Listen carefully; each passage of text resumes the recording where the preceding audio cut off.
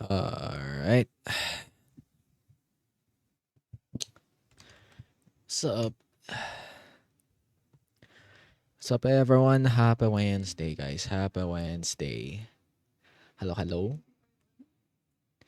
Yo, what's up, Silent Wolf? How is he doing? So, yeah, 4 a.m. thoughts.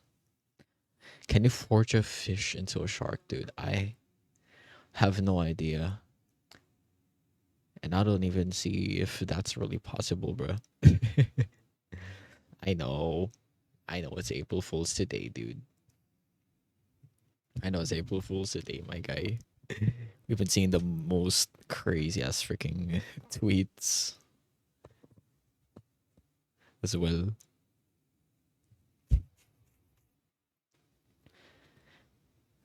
Like we've been seeing like a whole lot of fucking crazy ass tweets today, dude. Like crazy tweets, dude. So yeah. Mm, so yeah, how's he doing, guys? How's the Holy Week going so far? If ever you guys are in the Philippines right now.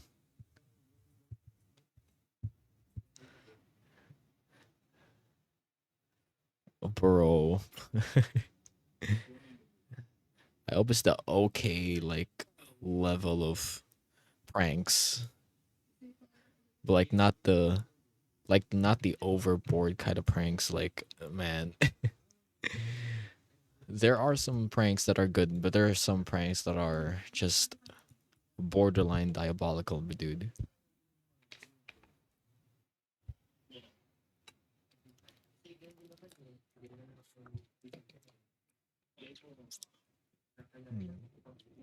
Yep, yep, yep, yep, yep.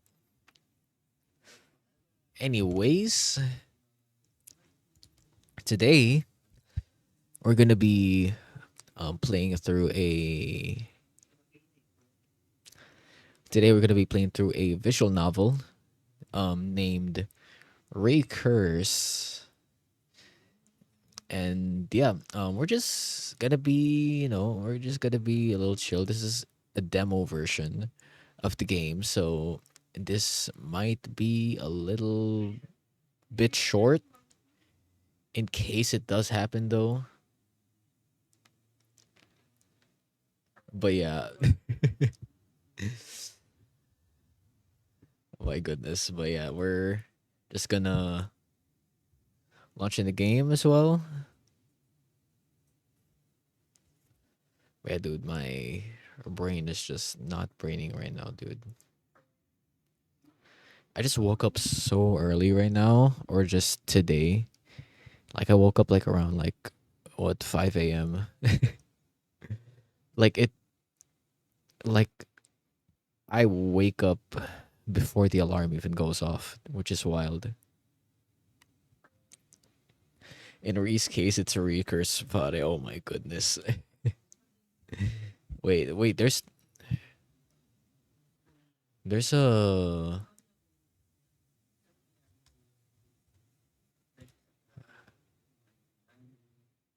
there's a thing around here. Oh shit.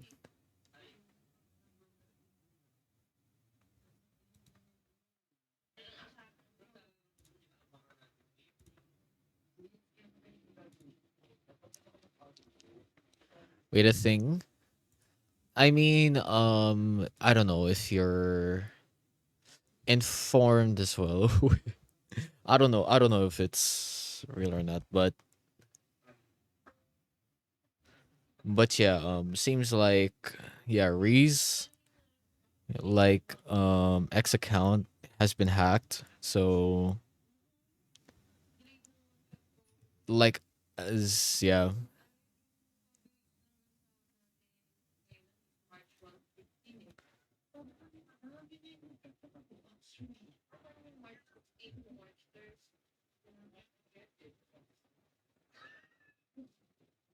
Yeah, which is really wild too, man. It's kind of wild as well.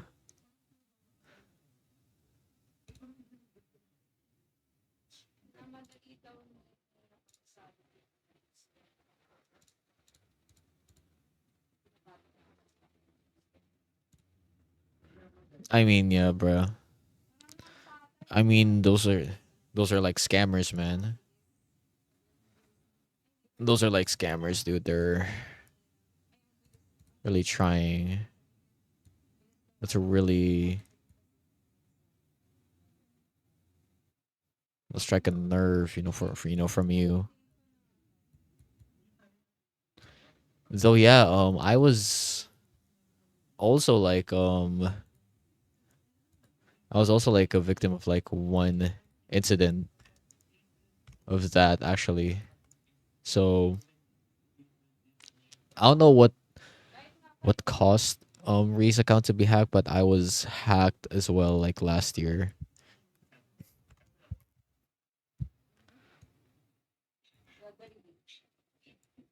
Yeah, I was hacked like last year. That was like also like within my birthday as well. Like someone was trying to pose as one of my mutuals, saying that they were, that they accidentally reported my account to certain reasons. And the thing is, and the thing is, like, and the thing is though, is they will pressure you to like answer to that email. Like it doesn't give you time to think. Like if you do not answer to this email, your account will be suspended and shit. Like something like that. Like something like that. And you know, and some crazy reason, yeah, I kind of like fell for it. Like a lot of my mutuals fell for it actually. And it was actually the first one. It was a first. It was a first of that kind actually. It was a first it was the first time of that kind of like hacking that has happened to me, but luckily, yes, I did manage to get my account back. I still did manage to get my account back, so that's the good part in it.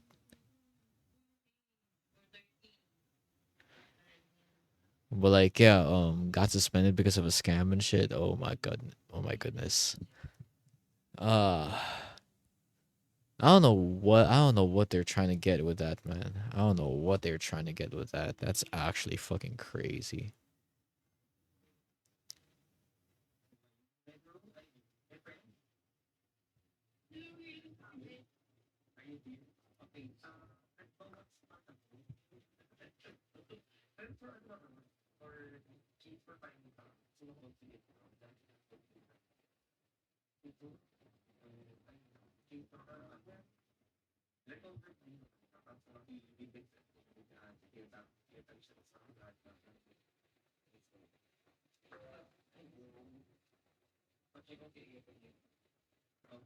Ah man, I didn't bother to do mine. Like, I mean, yeah,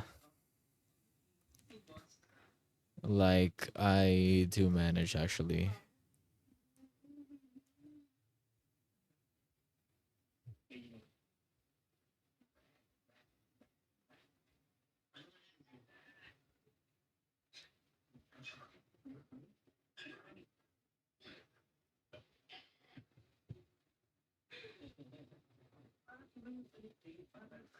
All right, now we're kind of back. Just got checked out a little bit. I kind of spaced out a little bit there, but anyways, okay, it's about time we go ahead and go straight to the game, guys. So yeah, gotta pause the gotta pause the thing first. All right, I think that's good. So yeah, let's go ahead and go in here. So I don't know if we're gonna be able to post this one on YT, but yeah, hello guys. Oi, yo, what's good, Rolly? How is he doing, man? Dude, is Are you guys trying to go all in on the April Fool's pranks today, man? Are you trying to go all in? My goodness, oh my goodness, dude. My god, my god. But yeah, today we're gonna be playing through this visual novel called Recurse. And yeah, that's been it has been stuck in my Steam library for a good while, so I just decided, hey, why not give it a try, you know? So yeah, let's go and start.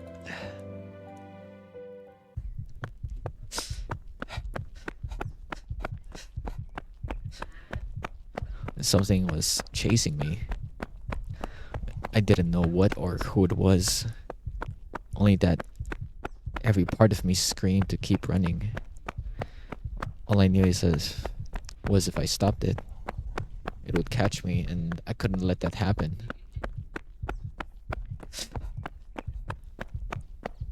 Legs tired, mind racing. I couldn't make any sense of it. There was no sound behind me. It was just me, the pounding of my heart, and the sound of my hollow footsteps. I finally steeled myself to stop and turn back. Who are you? What do you want from me? But there was nothing. No shadow, no figure, no monster. Just empty darkness stretching behind me. Was no one chasing me after all? Did I run for nothing? Or worse, was I running from something inside me?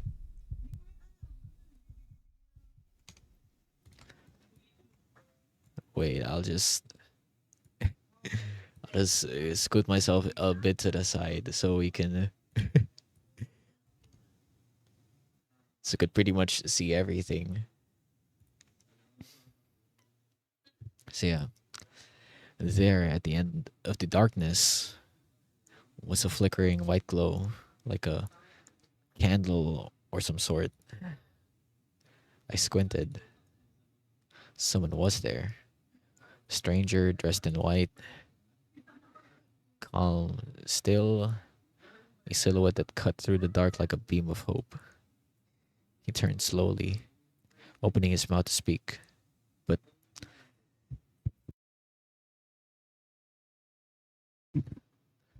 just as I was about to see his face,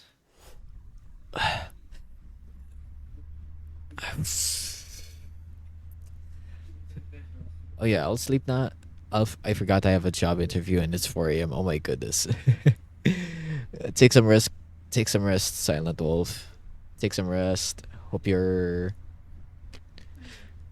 job interview goes well as well. Fuck. I jolted awake, looking around my bedroom in panic. The whirring sound of the fan and my rapid heartbeats seemed louder than ever, preoccupying my ears. I took a couple of deep breaths, attempting to calm myself. A flicker of yellow street lights sifted through my thin curtains, and I heard the Doppler effects of now distant cars.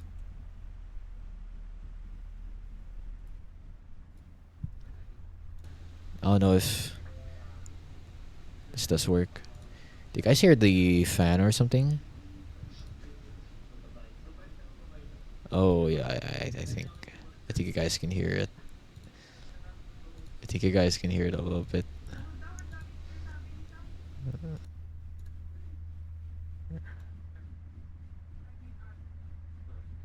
Maybe around 3. I think 3 could actually do. Oh, no, 5. 5. Oh, okay. I think that's a lot better. But yeah.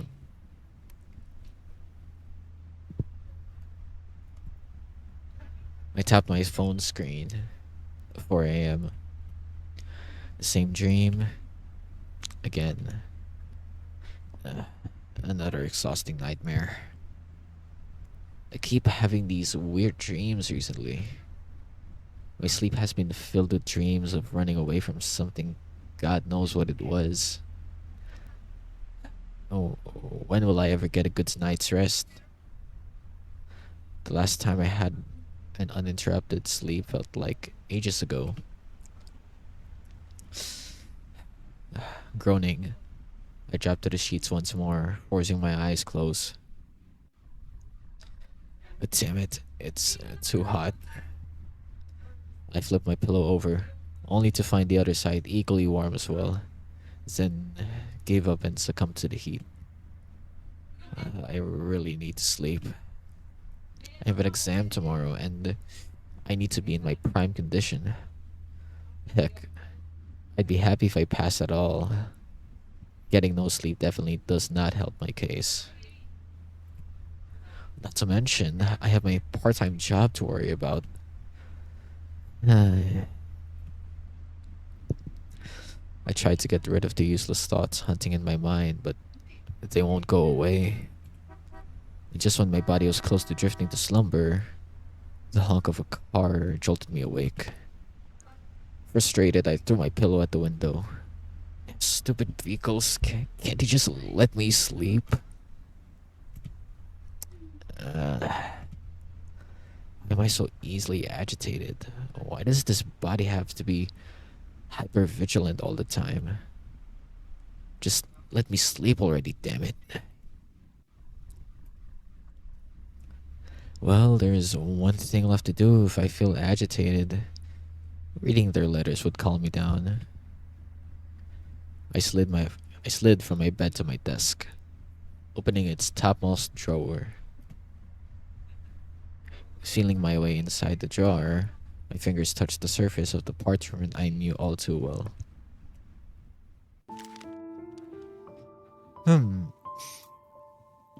Hey there, Lunar Princess.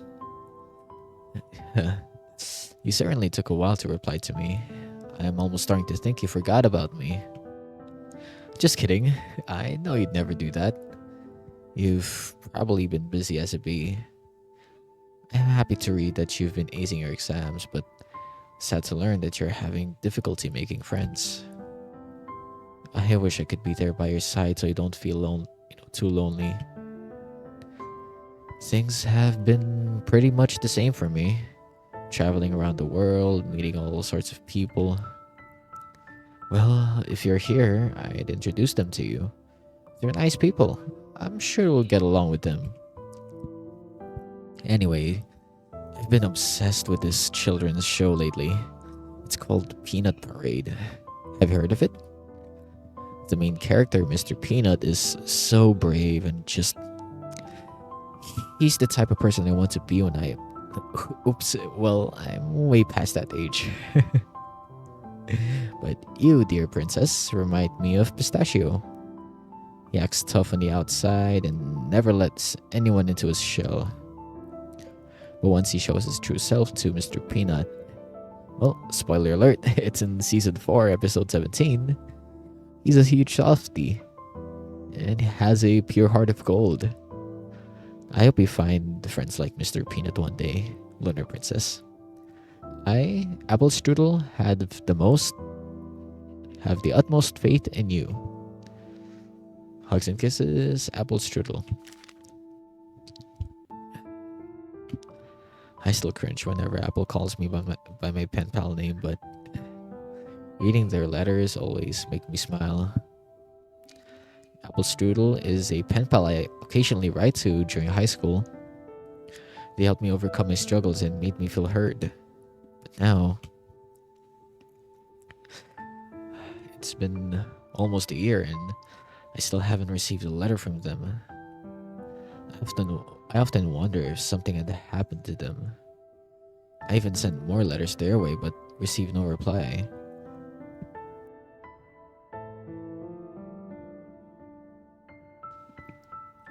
I thought of visiting their home before, but there's no way my parents would let me fly overseas to meet a stranger I barely knew. Things have been hard without you here, Apple. Sighing, I placed the letter back into the envelope, tucked it safely into my drawer, then returned to bed. Ah, sleep did catch up soon enough, but this time the night felt too short. I fell asleep with the certainty that I'd wake up tired once again.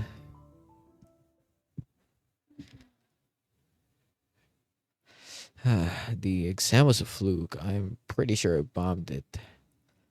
I'm so exhausted. If only I slept more last night, I probably would have done better. But no time to wallow in regrets. I have to get to my part-time job. Boss will kill me if I'm late.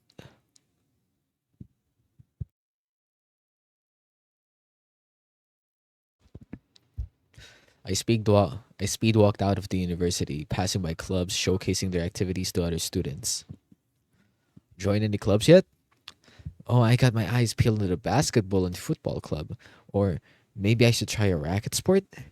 Oh, I totally forgot you're the sporty type. What about you? I'm gonna take a chill, I'll like join the board games or the book club. Ooh, sounds fun. Maybe I'll join the board games club with you. Look at those freshmen, still so lively and energetic. Oh my goodness. Wish I have more time. Wish I had more time on clubs. But I'm close to graduating, and I really need to secure a good GPA and graduate with highest honors. After that, I'll get a decent paying job, move out of my family house, promoted to a higher position, and then and then what?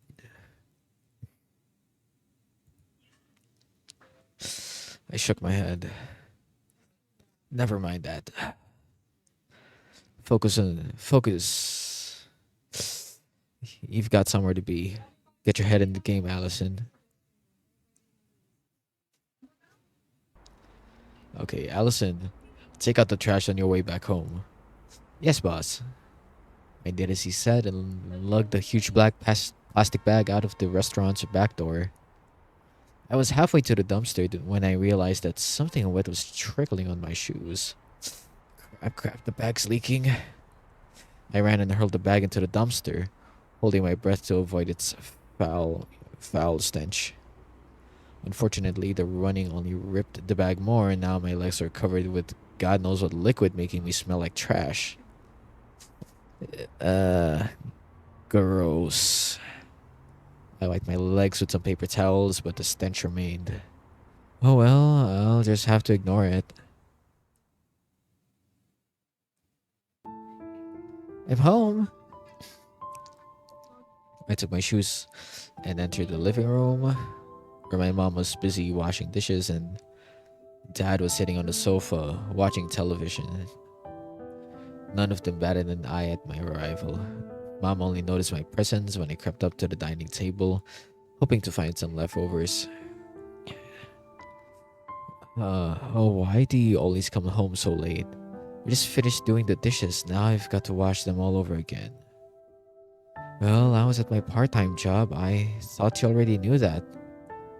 Honestly, this so-called part-time job of yours is starting to sound like more like an excuse to stay out and hang around with the wrong crowd.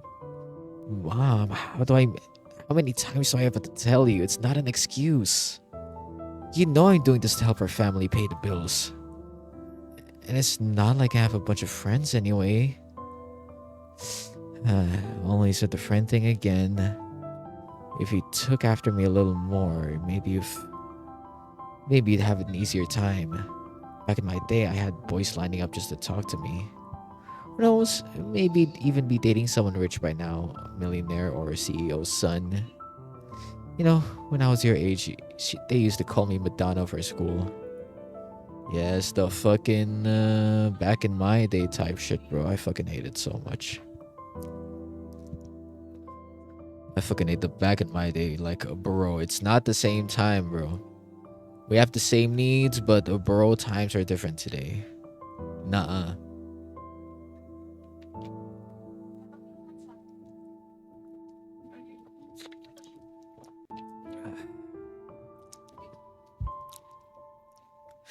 All the boys wanted to win me over. Your father was one of them, weren't you, dear? The only response was the roar of the football game on TV. Dad didn't say a word. Ah, sometimes I wonder why I even married you. Anyway, do you remember Emily, Amanda's daughter? She just graduated as a valedictorian. Can you believe that? It feels like just yesterday she was learning how to walk. And she's gorgeous too. Fair skin, silky straight hair, not wild and frizzy like yours. Okay, the comparison, bro. Like, man. Somehow it kind of is a little deep rooted into an Asian family to like compare and shit, dude. And it doesn't help anymore. It doesn't motivate them. It just degrades them a lot more. I feel you, Allison. Holy shit, dude. Not this again. If you love her so much, why don't you just mother her instead of me? I feel dizzy hearing the same thing over and over again. To think that all I ever wanted to hear from you was just a welcome home. I put my spoon down. I'm not hungry. But you barely touch your food. I got an assignment due tomorrow. Well, study hard then, so you can become a valedictorian just like Emily.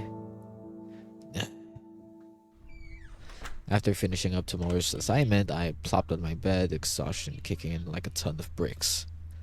My body burned from fatigue. My bones felt like they were melting in my bed. I glanced at the box containing my writing supplies, now covered with a layer of dust in the corner of my room. My favorite fountain pen and inkwell, now dry, I presume, are inside that box. Stowed away, abandoned. I've long forgotten about my hobbies. As you grow up, you have less and less time to indulge in the things you liked.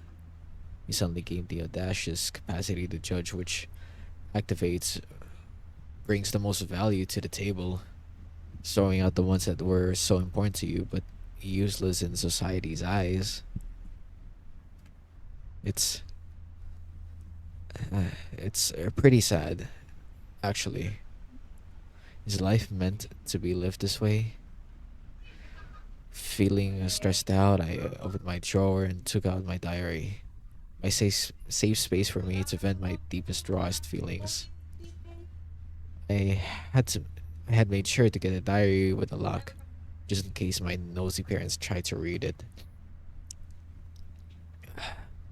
Dear diary, it's another exhausting day. Everything sucks, especially no matter what things that I do, I always feel tired. But today feels much more awful than usual. I feel like I could pass out at any moment. I'm sick and tired of it all. I feel like my life's falling apart. I don't know what I did to deserve this. It's not my problem. It's everyone around me. If only the people around me act less like a jerk, I would be leading a happier life right now. I wish I have a close friend to share my problems with. Ah, I guess it's just a pipe dream now, and isn't it? I barely have time for friends anyway. I want to break out of this cycle, but how? What should I do? Yeah, this is just how life is. Nothing ever changes no matter what I do. Everyone has their hardships, and this is my share. Maybe I should accept that this is all there is for me in this life. I close my diary after pouring out my ugly feelings. Is this what my life is going to become? The same old boring routine? Living in a downward spiral with no sign of aging? I may end up as a robot instead of a human. uh, I need to sleep. I'll graduate with a good GPA, get a good job, work my ass off, get money, rinse and repeat. And then what comes after that?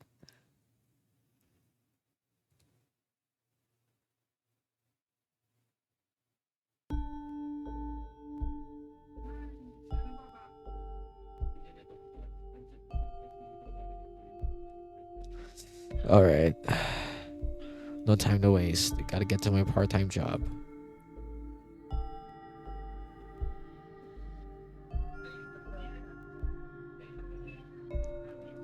Okay, take out the trash, Allison. Yes, boss. Alternate. Apparently, Emily has a rich fiance already. They're soon to be engaged. Oh, where are you going to bring a rich boy home? Just kidding. I need to do my project now. The same dream again.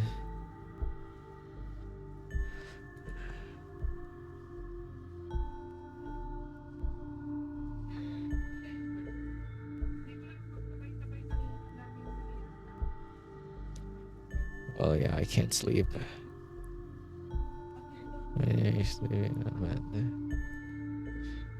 It's morning already.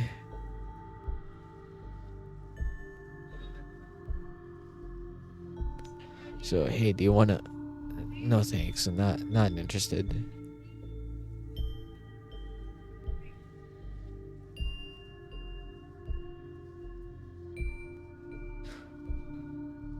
I'm home.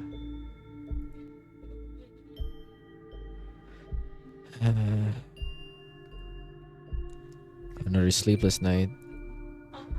I tried everything I could think of to cure my insomnia. Drinking hot milk, listening to relaxed music, breathing exercises. I never drank sleeping pills, but it only made it worse by messing up my sleep schedule. Nothing I tried seemed to work. Can the night be longer? What's with the commotion? Whatever it is, can't they be quieter?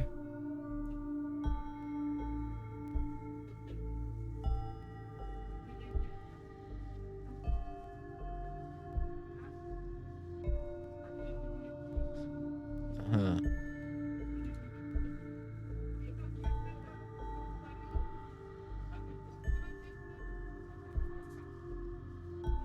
So yeah, two girls seem to be picking on a shorter blonde girl. I heard bits and pieces of whatever heated argument they had, but my mind chose to block it out. I'd like to help her, but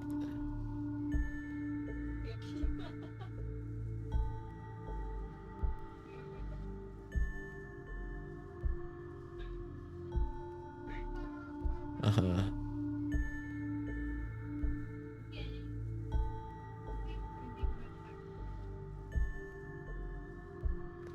All right.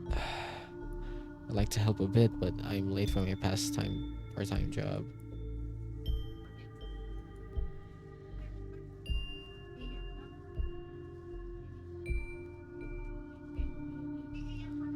Uh huh.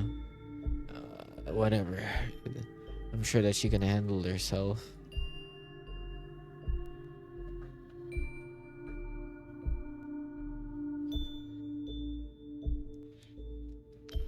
Uh, what? You barely passed on your exam? Forget valedictorian. You can barely graduate with these trashy scores. Emily would never. Mom, shut up about Emily. If you love her so much, why don't you quit being my mother and be hers instead? Stupid vehicles. Ugh.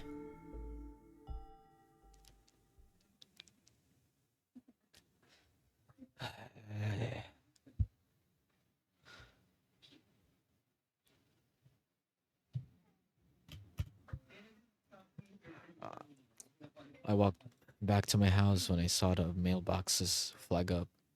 Whenever that happens, it gives me a rush of adrenaline, keeping my blood flowing for once.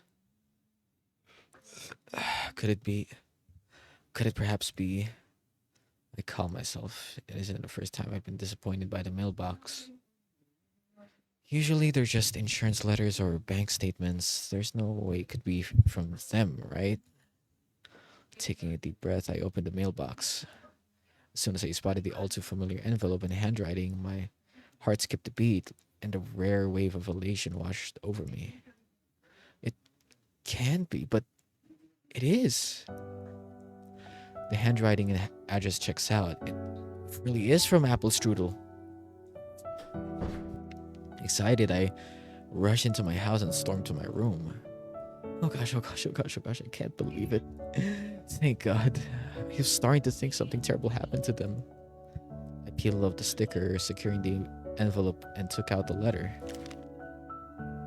Hey, Lunar Princess. Sorry for the long radio silence. I forgot to let you know that I moved houses and the moving company somehow lost the box containing all your letters. They recently found them though. I really should have remembered your address. Sorry. It was completely my fault. I recently went back to my old house and was surprised to find the mailbox stuffed to the brim with your letters. Anyways, I've read them all and I'm so sorry that you went through all that. I promised you that the university would be better, but it seems it wasn't the case. About your gnawing anxiety and concerns about the future, I was there too. I felt like I didn't fit in, like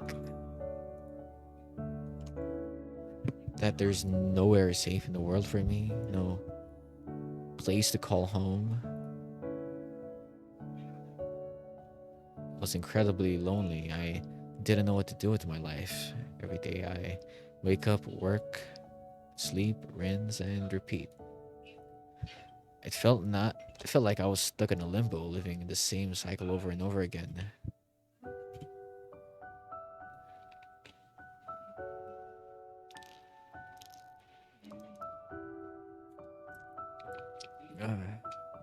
Hmm.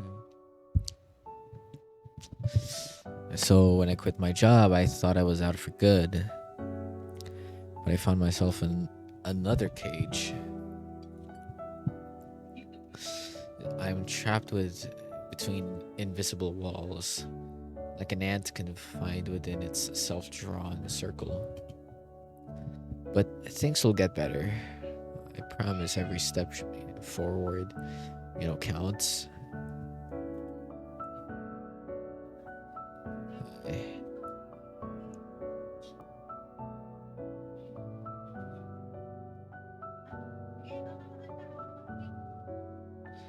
All right, so but things will get better, I promise. Every step forward counts. And who knows, maybe feeling lost is just the first step to finding something greater. All right.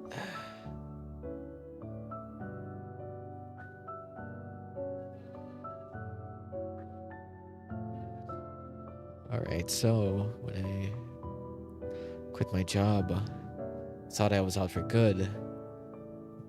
Oh, okay. I think people say you'll feel more in tune with yourself when you do the things you love. So, why don't you start right again?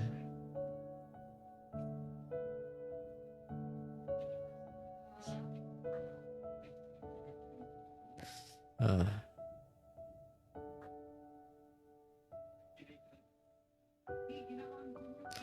all right.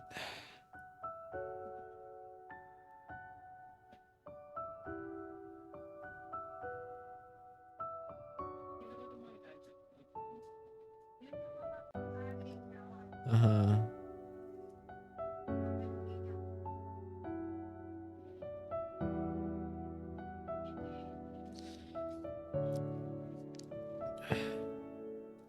All right.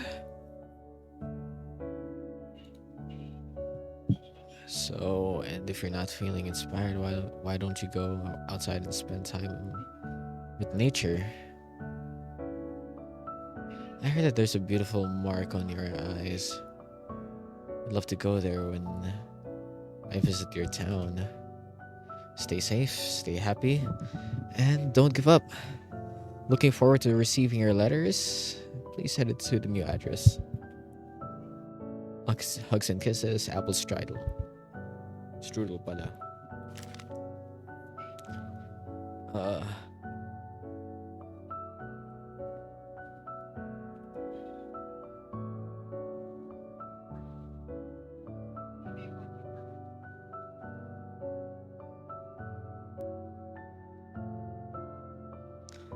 Alright.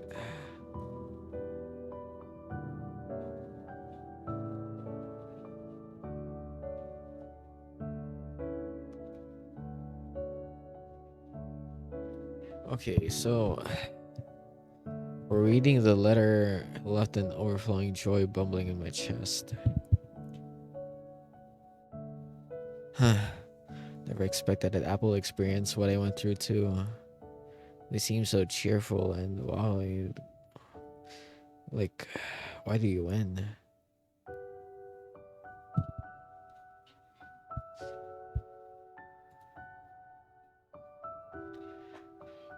Alright.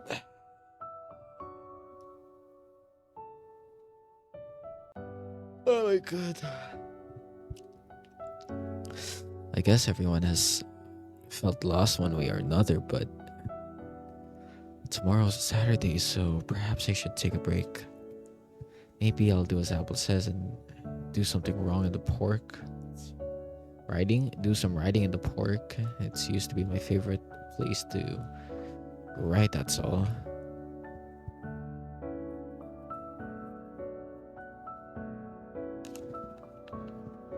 Okay, so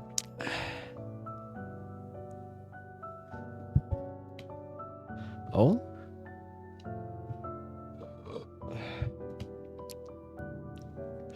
there was another piece of paper stuck at the bottom of the envelope.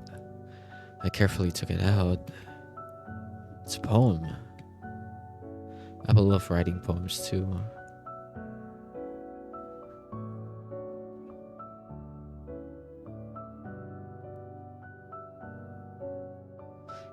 Alright, excited, I began to read the poem out loud.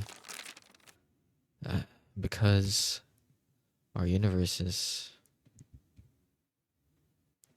coming to an end. Come, let us toast to the little time we have left. What chills inadvertently ran down my spine. Huh? Did they accidentally send me the wrong poem? Their poems were never so morbid. Did Apple really write this? The poem left me feeling queasy.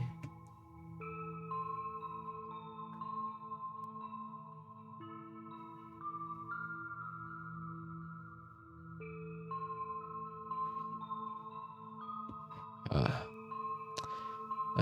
Wait, what just happened? Unqueasy. It was as if a stone just sank to the bottom of my stomach. Never mind. I'll ask them about it later. I got their new address after all. I wonder if Apple is okay. I know. I'll ask for their phone number. I've chickened out so many times, but now it would be great if we could be friends in real life too. I took out my supplies and began writing a reply to my beloved pen pal.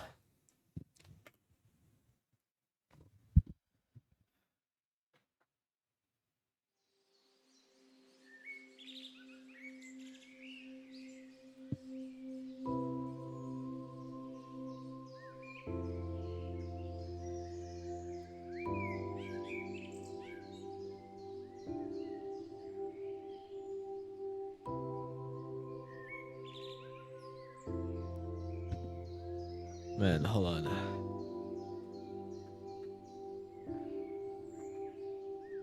Gotta get something. Gotta get something real quick.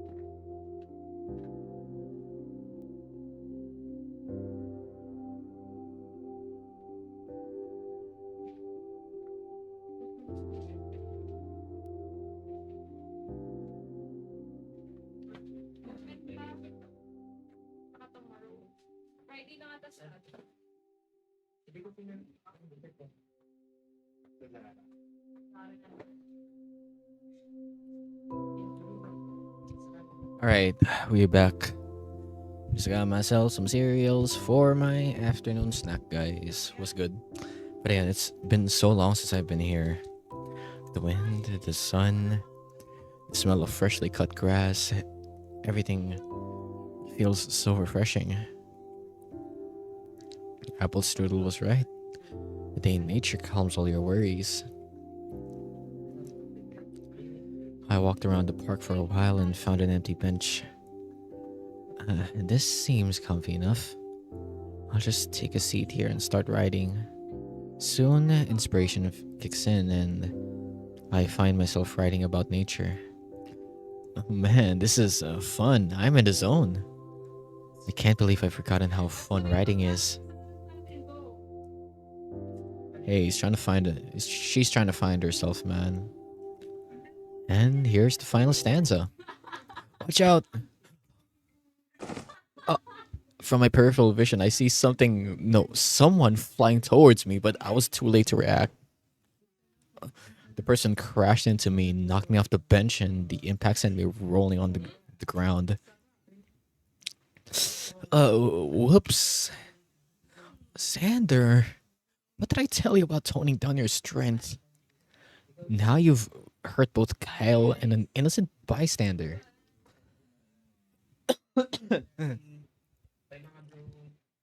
Ow, ow, ow, ow. I'm so sorry, miss. Can you stand? Here, take my hand. I sat up from the grass, rubbing my sides. Thankfully, I fell on a short patch of grass, so I didn't get hurt. Your nose is bleeding. Huh? I felt my nose, and sure enough, blood smeared my hand. It trickled down to my mouth, and I could taste its salty tang in my lips. Great, look what you've done, Sander. Go and apologize. Sorry. What should I do, guys? Blood, the blood won't stop flowing out. Oh my god. Easy, just stuff some tissue into her nostrils. What if it's a broken idiot? Let's take her to Scott. She'll know what to. Uh, why is my vision turning dark? Are they talking to me? I can't seem to hear. Oh no, I think I'm blacking out.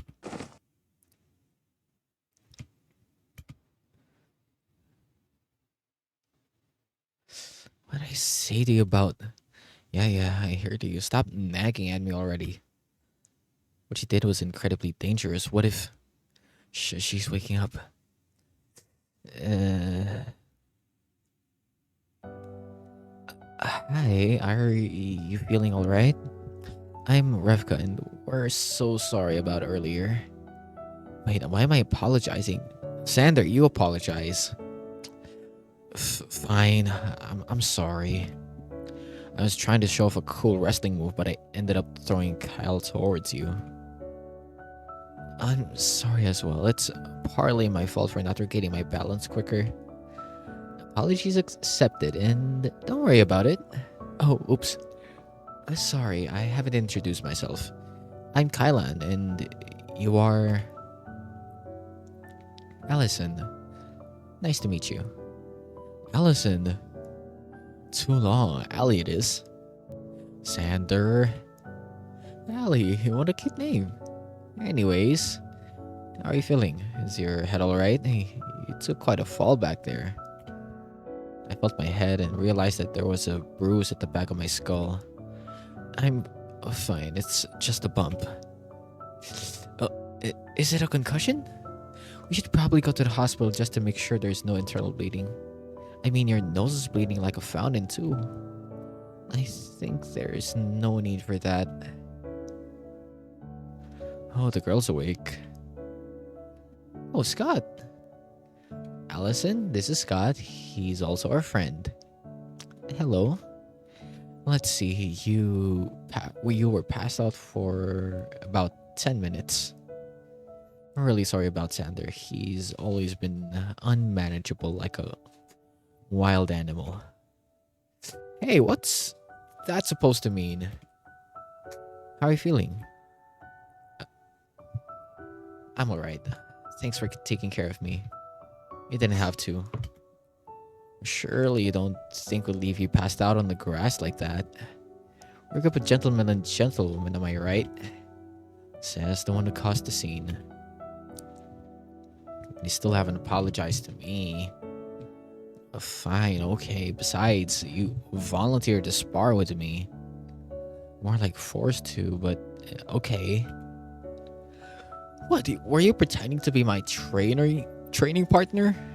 No, it's not like that, but you should stop dragging people into your mess. Oh, that's it. Come.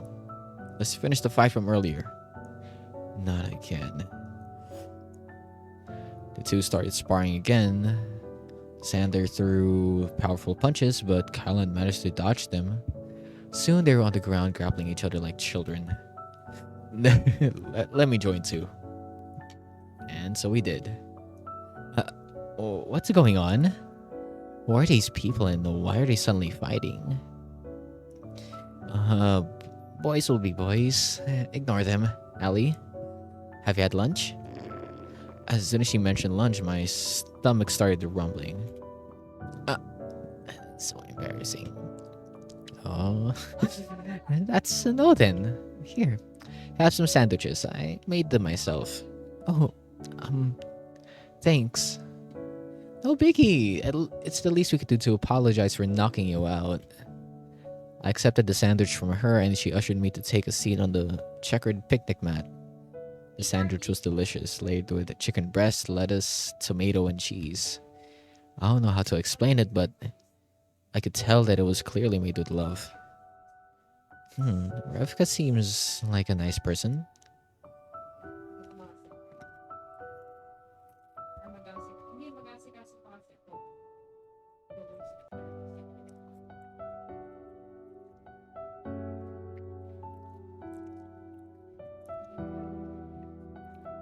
All right. Thanks for the sandwich. It's delicious.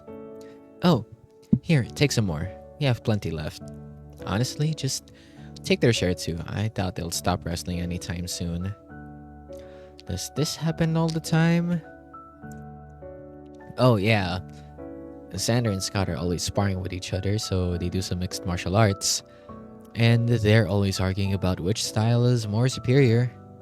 I don't think Kyle knows any self defense, but he always gets dragged into their stupid spars. He seems good at dodging their attacks, though. When you spend enough time with someone, you'll eventually learn their patterns. Fair point. So, what brings you here, Ali?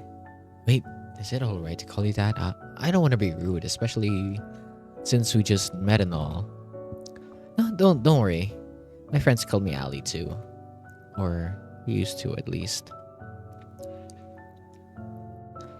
I just want to take a break for myself on Saturday. It's actually been a while since I had time for myself.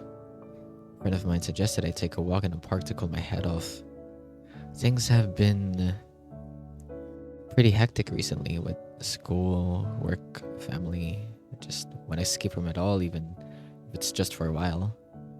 My facial expression must have changed because concern is written all over Revka's face now. I totally get what you mean. The busy city life isn't for everyone. Heck, it's really not for most people. Don't you feel like we're stuck in a loop? Every day feels the same. We wake up, rush around, try to keep up, but are we really getting anywhere? And then we think, is this really how I'm meant to live my life? Exactly, that's exactly what I think too. Like, is this really all there is to life? Just a cycle of stress and routine? Trust me, you're not the only one who feels that way. Kyle, Sanders, Scott, and I, along with a million others, I'm sure we all share the same sentiments. But guess what makes it all a bit more bearable? What? Friends. People you can trust. People who support you and be your pillar to lean on when you're down. People who are willing to lend a listening ear as you rant about your day. Friends. Huh. My heart sank. It's difficult to open your heart and learn to trust again when so many people have disappointed you. Say, I know this sounds crazy, but we hang around the park almost every Saturday, so you're more welcome to join us. Just to chill and eat and maybe have a cup of coffee. I know we just met, but every friendship starts with talking to a stranger, right?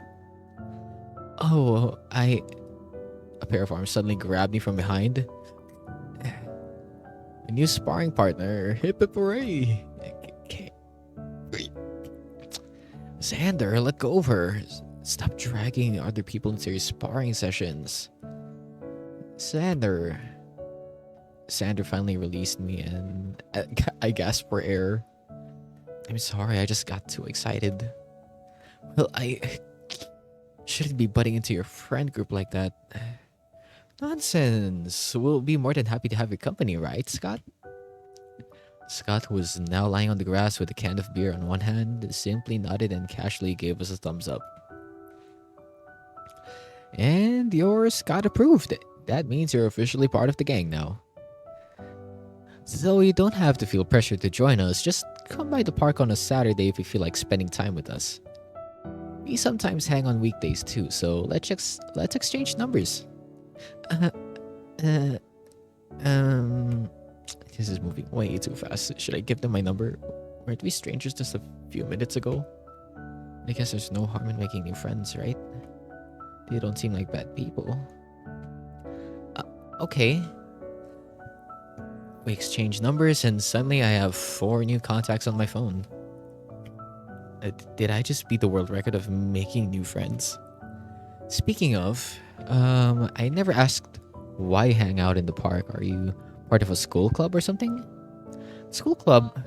Oh my, do I look that young? Rev's closer to an old hag. She's like almost. Speak one more word about my age and I'll rip your tongue out. Sometimes I think Rev's the scariest out of all of us. But no, we're not a school club. Yeah, we're just a bunch of nerds who have nothing to do on a Saturday morning. So if you ever feel lonely, just hit us up. Chances are we're feeling lonely too. Not everyone's as miserable as you, Rev. That's it.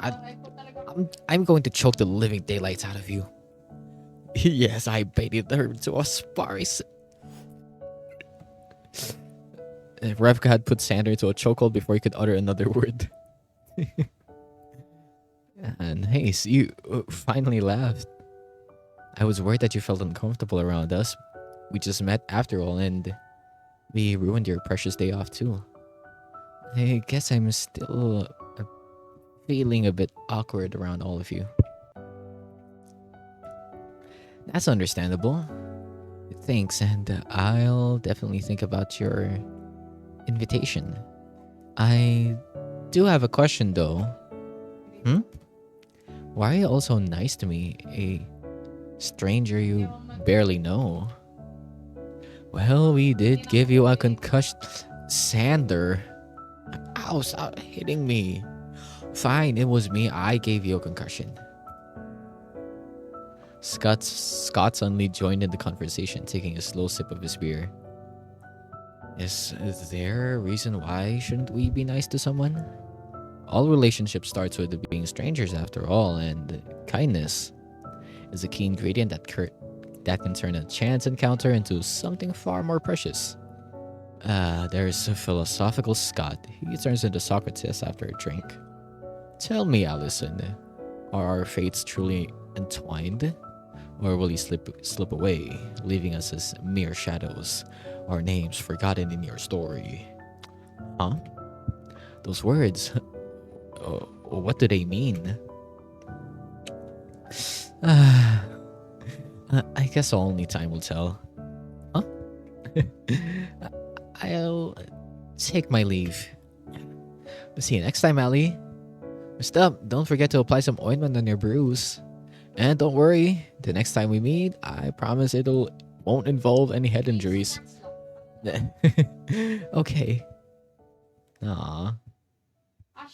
At least.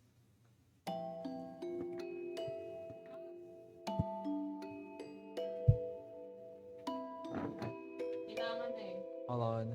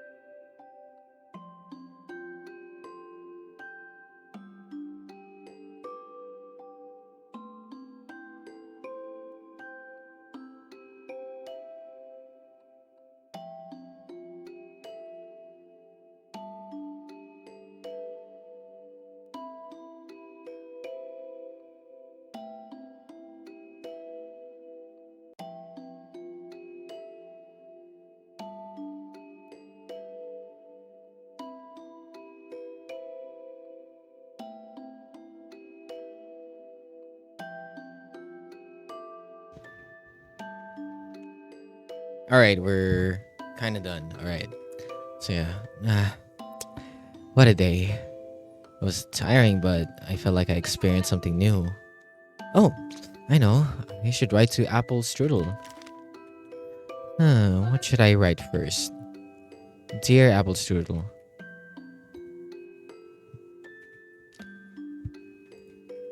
I'm glad that you're doing well. Did you know how worried I was? I waited for your letter every single day. Anyway, I went to the park to write today as per your suggestion. Spending a day in nature and doing activities I love made me think that maybe things aren't so bad at all. I just need to take more time to unwind and appreciate the things around me that I've taken for granted. I also met a bunch of quirky people. I was a bit wary of them at first, but they didn't seem like bad people. It was an unexpected encounter, but I found myself staying longer than I thought. It has been a while since I had chatted and laughed with others. Perhaps you're right. Perhaps all I needed was to step out of my comfort zone once in a while. Well, today was certainly different from my usual days. Oh wait, I forgot one important detail. They invited me to their group activities next week, so they'll say they'll do some painting. It's rare to see people painting traditionally these days now that digital art has taken over the art landscape. But the activity seems so homey. I have the feeling that I've finally found where I belong. Well, that's all from me. Hope you're well and happy wherever you are, and please try to respond soon. I'll always be thinking of you. Love, Fluender Princess. That should be it.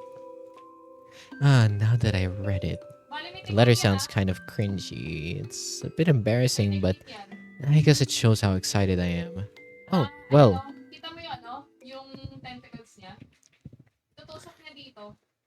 It may be my imagination, but the days that followed Saturday seemed to be a bit brighter. I guess doing something I love and talking to people made a huge difference. A week later, I found myself going to the park again, bringing my writing supplies with me. As I was walking to my usual spot, I saw Cal seated under a tree writing on a notebook. I waved at him, but he didn't seem to notice me. Should I go up and say hi to him? I'm feeling a bit shy now. What to do? Somehow sensing my hesitant presence, Kai looked up from his notebook and smiled at me. Oh, good morning, Ali. I'm happy that you decided to hang out with us. Are you going to write today? Hmm? I've been in the mood to write, lately.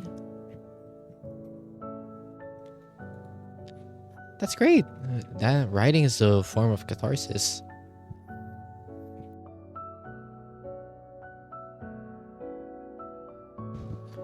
You can transmute your feelings into words and immortalize it for you to relive or for other people to experience.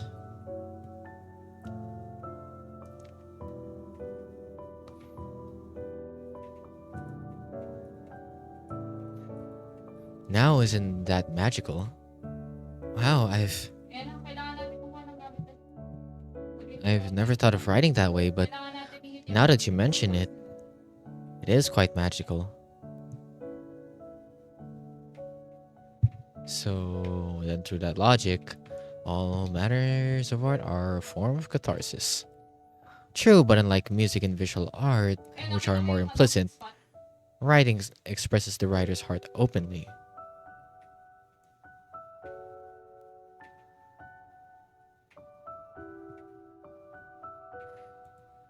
Not if you use metaphors to hide its true meaning. But then again, what is true?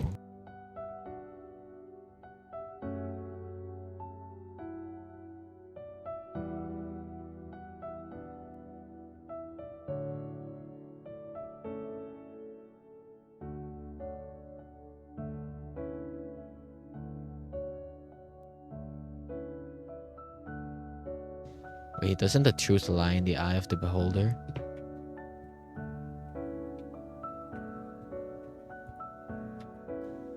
Stop it, guys. It's too early for your philosophical talks.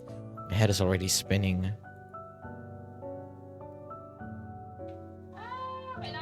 Good morning, everyone. Good morning to you too, Ali. Hmm. Morning. Good to see you spend. Good to see you spend your precious Saturday morning hanging out with a bunch of old men and all the women. Clearly, you're the only old one here.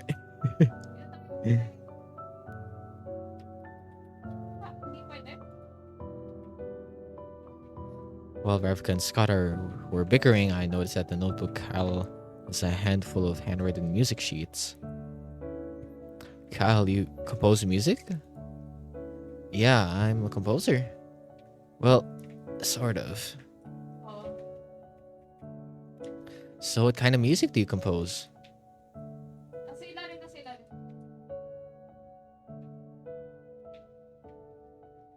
Hmm, I'm not exactly sure how to categorize my music. They're a reflection of myself. Each piece contains a fragment of different stages of my life, my encounters, my emotions, and some of them are pieces inspired by the sound of nature.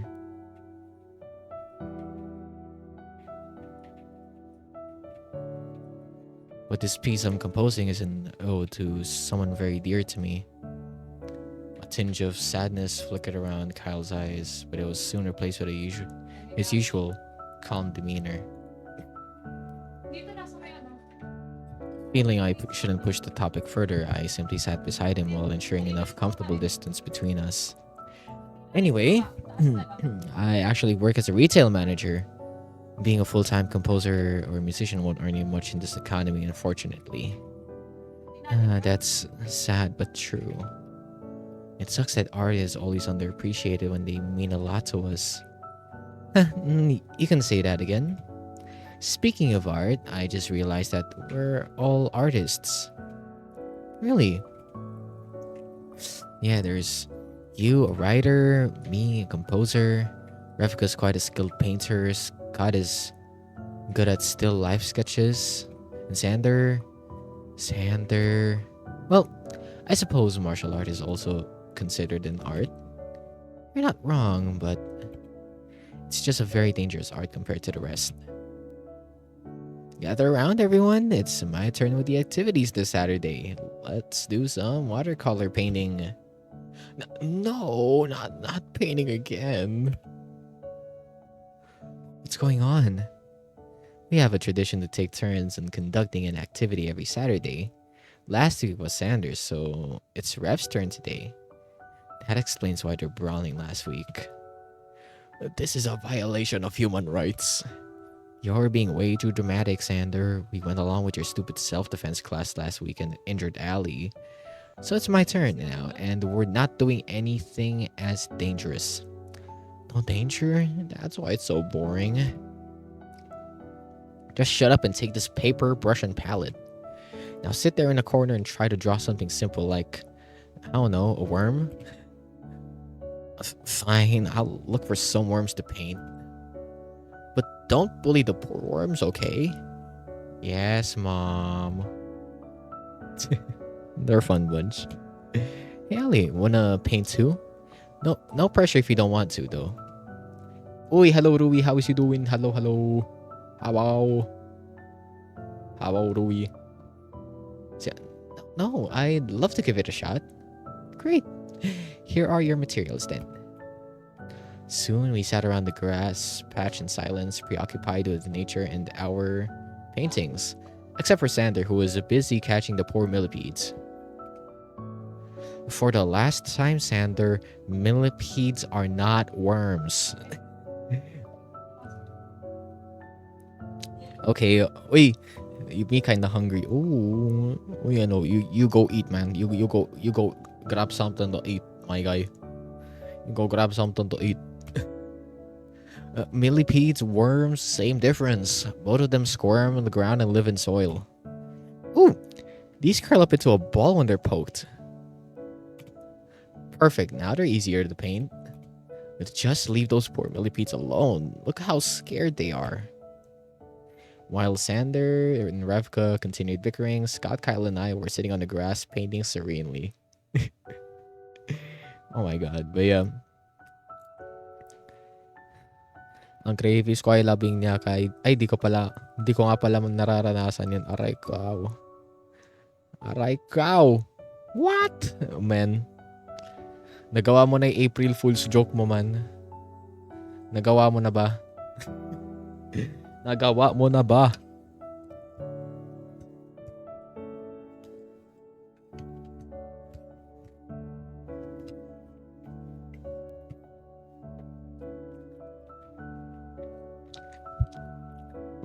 Ang pag-amin, hell na. Sabi mo lang, isa prank, man. Isa prank, bro. It's just a prank, bro.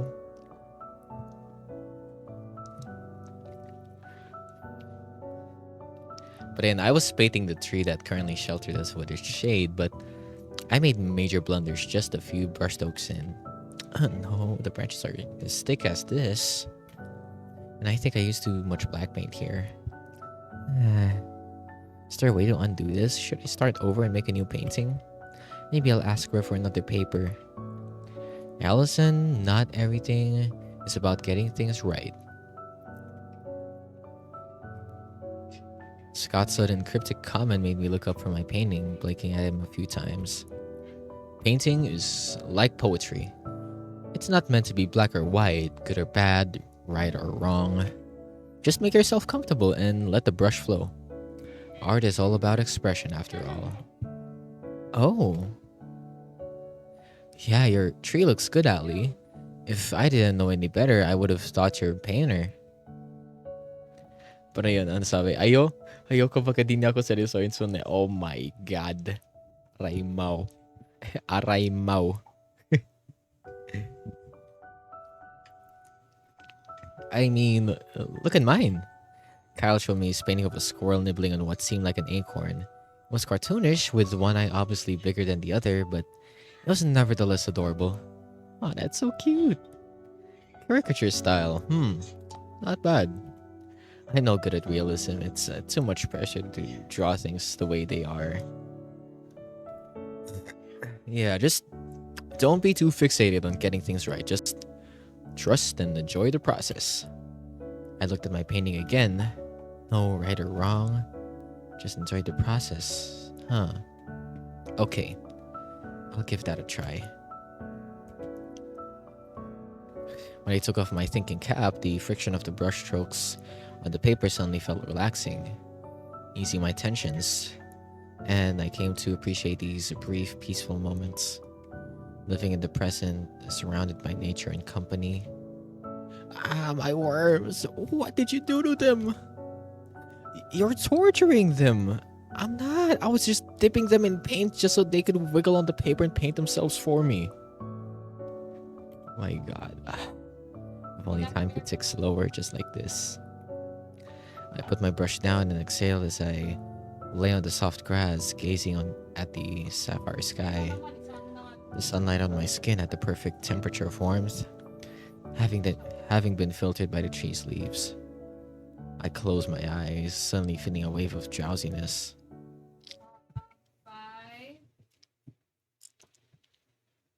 I blinked a few times, and the first thing I thought of was, wow, that's the best sleep I've ever had. But then I realized that the ground below me was not my bed, and I certainly don't remember having the sky as a ceiling. I immediately sat up and saw Ravka, Scott, Kyle, and Sander sitting on the grass. They were all facing me with brushes and papers on their hands. Wait, are you guys... Oh, no, our model woke up right on time too. I'm done painting her. Me too. Ali, looky here. Isn't my painting fantastic? Look at how realistic it is. I made sure to draw your drool too. What? My face heated up with embarrassment after processing the fact that all of them were painting me as I slept. One by one, they proudly presented their paintings, competing with each other to see who's best. I couldn't reply with anything other than a shrill of humiliation, though. This is so embarrassing. Wait muna, we'll be back later. Okay, Ruby. Go eat well, my guy. Pero yun. But letting my guard down and sleeping on the grass. First time that happened. I must have been really tired. If you're really that embarrassed, I think you should keep these paintings, Ali. Yeah, keep my masterpiece with you. Are you sure? Of course. I stared at Sanders' painting and to put it nicely... Actually, no. I couldn't put it nicely. I have absolutely no idea what I was looking at. Is this scribble supposed to be my head? No, that's the tree. You're right below it. See this? I even got your hair right. Okay. What about this? Black hole-like object? That's Scott's head. He was blocking my view, so I added him into the painting instead. Yes, that makes sense. This entire painting activity made me realize something. Maybe I do have a hidden talent for art. Great, then maybe you should keep it hidden. I did not expect that from Kyle. Guess he could be ruthless at times. Ali, you have my full blessing to throw Sanders' masterpiece out. Masterpiece? Please. It looks like a chicken that had an existential crisis and took it out on the paper. Hey, aren't you the one who said there's no right or wrong in art? True, but I didn't say there's no hide it in an attic and never speak of it again. What? Surely my painting can't be that bad, right?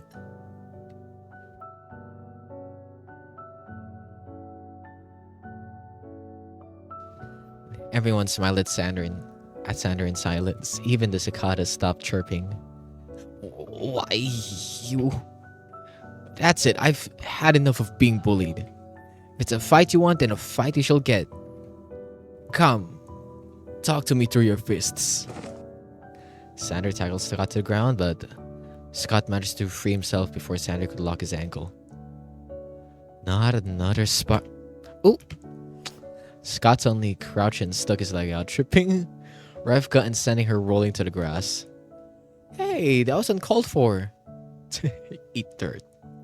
I think I literally ate dirt just now. Thank you very much. Sander and Scott suddenly turned into Kyle and I, wearing mischievous grins. Don't think you two are safe just because you're keeping distance. It's time for dinner. Antipasta alla dirt. Ali, get behind. But Kyle's warning came too late. Before he could finish, Scott had already pulled both of our legs and Sander engulfed us with a big bear hug. We laughed as we tumbled down the grass, our limbs all tangled up. But nobody meant any harm. I could feel them carefully shielding me from potential hazards. Their hands gentle, till Sander decided to tickle me. No mercy. This is what you get for trashing my art. But I didn't. I'll save you, Ali. Revka here to the rescue. Revka dove in to rejoin the scuffle and avenge me by tickling Sander. Why does it hurt instead of tickle? Really? What about this? Kyle mercilessly jabbed his finger into Sander's stomach, causing him to wince in pain. Guys, stop. You're going to kill me. Out of breath and too tired to laugh or cry anymore, we finally stopped the tickle fight. Still tangled in the group hug, we took a moment to catch our breaths, appreciating the warmth emanating from each other's bodies. And I swear, this warmth, combined with the audible rhythm of my heart beating beneath my chest, made me feel more alive than ever. I unconsciously held him closer, and just like that, my fear of contact faded away. So this is what he meant, huh? I could hear everyone hold their breaths at Scott's words. Next week, it's my turn to choose an activity, right? What a coincidence. Next week is also his anniversary. The mood suddenly shifted as if someone had put an ice-soaked veil over us. Scott, you know what I'm going to ask for. Hmm. We'll meet you at the same place then? Uh. Scott slowly and reluctantly pulled away from the embrace. As he stood up, he also released our hold on each other, losing the brief warmth we shared the chilly evening air. Well, see you next week. He took us back and walked away, leaving us, and especially me, in a pit of confusion. I hate to intrude, but what's going on? All of them look at me with equally conflicted eyes. Oh no, just look, I'm intruding again, aren't I? Of course, I'm just a stranger. Maybe I shouldn't, but Sander cut me off before I could even be apologetic. We had another person in the friend group. In fact, he was the one who brought us all together. His name is Nate. He passed away a year ago. Oh, I see. I'm very sorry to hear that. We can tell you more about him, but it's late. So maybe you should head back home. Oh, right. I gotta wake up early for work tomorrow, so good night. Thank you for the company. Thanks for coming and see you next week. I'll text you what time we should meet up. We'll probably be meeting a bit early.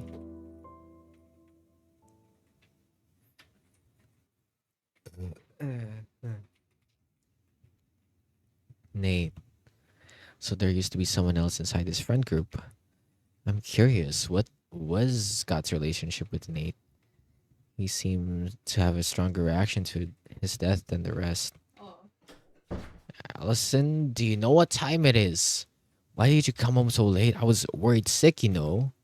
I was hanging out with my friends, Mom. Besides, it's not that late. It's only 8 p.m.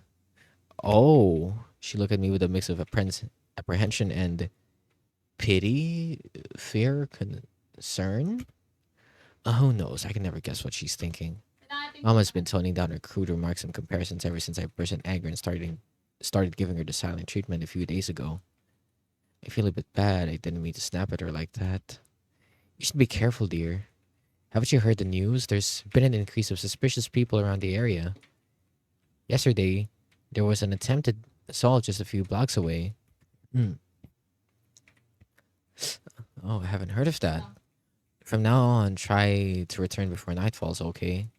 When you're returning from your part-time job, make sure you walk home with someone and avoid secluded places. Yes, Mom. I was always concerned about unfounded rumors. But I guess it doesn't hurt to be careful.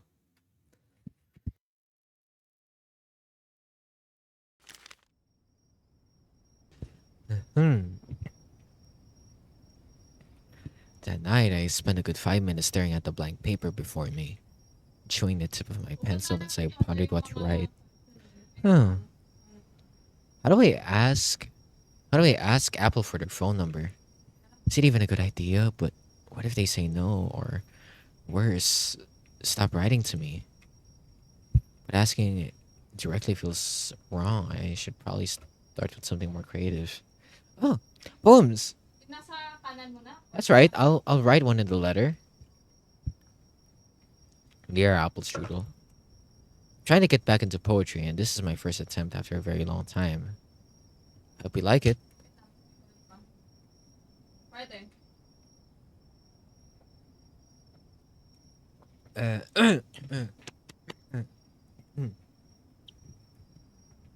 I'll start with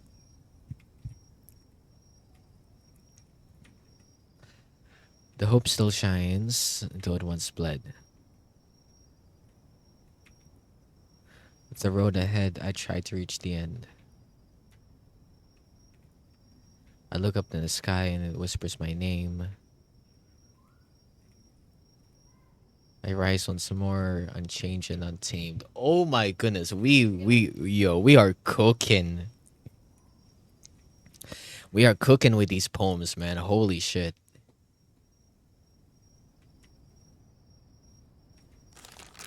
And done. Whew. I wish to carve out my own future, but is that really impossible with the situation I'm stuck in? I mean, no matter how hard I try, there are always some things that will never change. Is it bad to wish for more than what I have? Are dreams just a delusion? A mirage to chase for our own self fulfillment? All that left is to ask for a phone number. I hope Apple doesn't find me creepy or anything. I slipped the letter into the envelope and sealed it, feeling a mix of excitement and uncertainty. Well, time for some shut eye. Let's hope my neighbors aren't noisy tonight.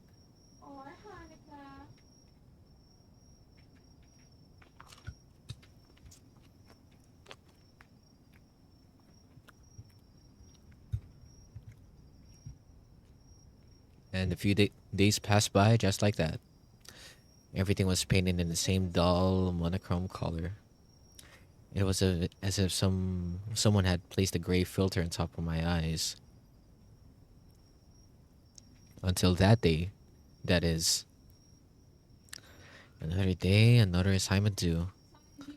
Oh gosh, when will this end? Hmm. Why are there police cars around?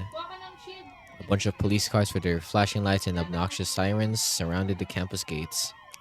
Curious, I approached the commotion. It's her, isn't it? Yeah, she jumped from the school building, right? She was such a quiet girl, too. I didn't expect her to take her life like that. Uh, what? Move, nothing to see here. Curious, I moved closer to take a look.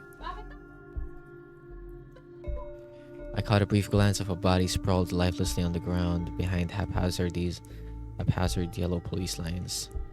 I held the urge to vomit but couldn't stop looking because her blonde hair, dyed with blood, looked a bit familiar. Oh god. Oh no. I raced through the crowd, heart thumping in terror. It can't be. That pink bracelet on her wrist confirmed that it was indeed my classmate. Her name, if I recalled correctly, was Talia. You know her? Uh, Yes, it's Talia. Her name's Talia. I I forgot her last names. Sorry. She's she's my classmate. I just saw her yesterday. I can't believe she's. What happened? I got a call this morning from a cleaner who found her body here. She likely fell from the top of the building. Found cut marks on her wrists, likely a result of self-harm. Investigations are still underway, but it will be most likely ruled as suicide. My knees were weakened the moment I heard that. Oh, I am so sorry, guys. I'm so sorry I did not give you guys a trigger warning for that. Holy shit. I was not prepared for that as well. Holy shit, man.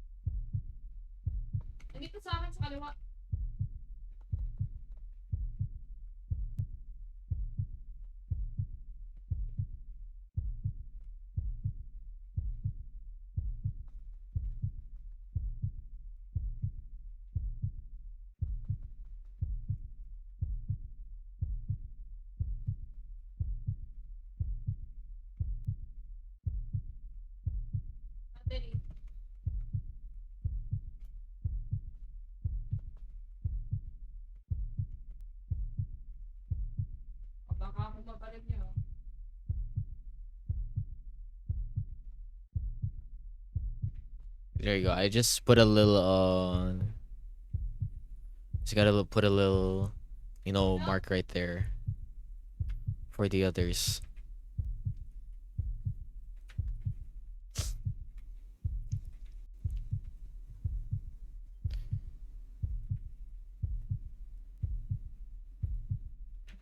Thalia, the quiet student who's always sitting alone in the corner. We've been in a group project before. Sweet girl, punctual too, who spaces out sometimes, and I saw her outside the lecture last week when a few girls confronted her. There's no way she'd kill herself because of that, right? But if only, if only I helped her back then, maybe it would have ended up this way. Oh no, I can't breathe. What's happening to me? The policeman, seeing how rattled I was, tries to talk to me and wave his hands in front of my face, but I wasn't able to respond. A moment later, someone clasped my hand and escorted me out of the crowds.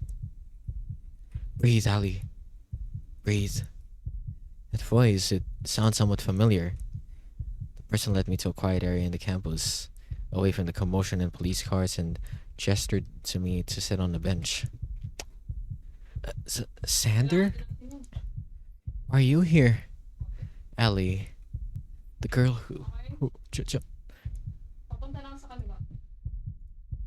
Ay, sa taas. Ay, hindi, ikaliwa mo na ata. Mas malayang kaliwa eh.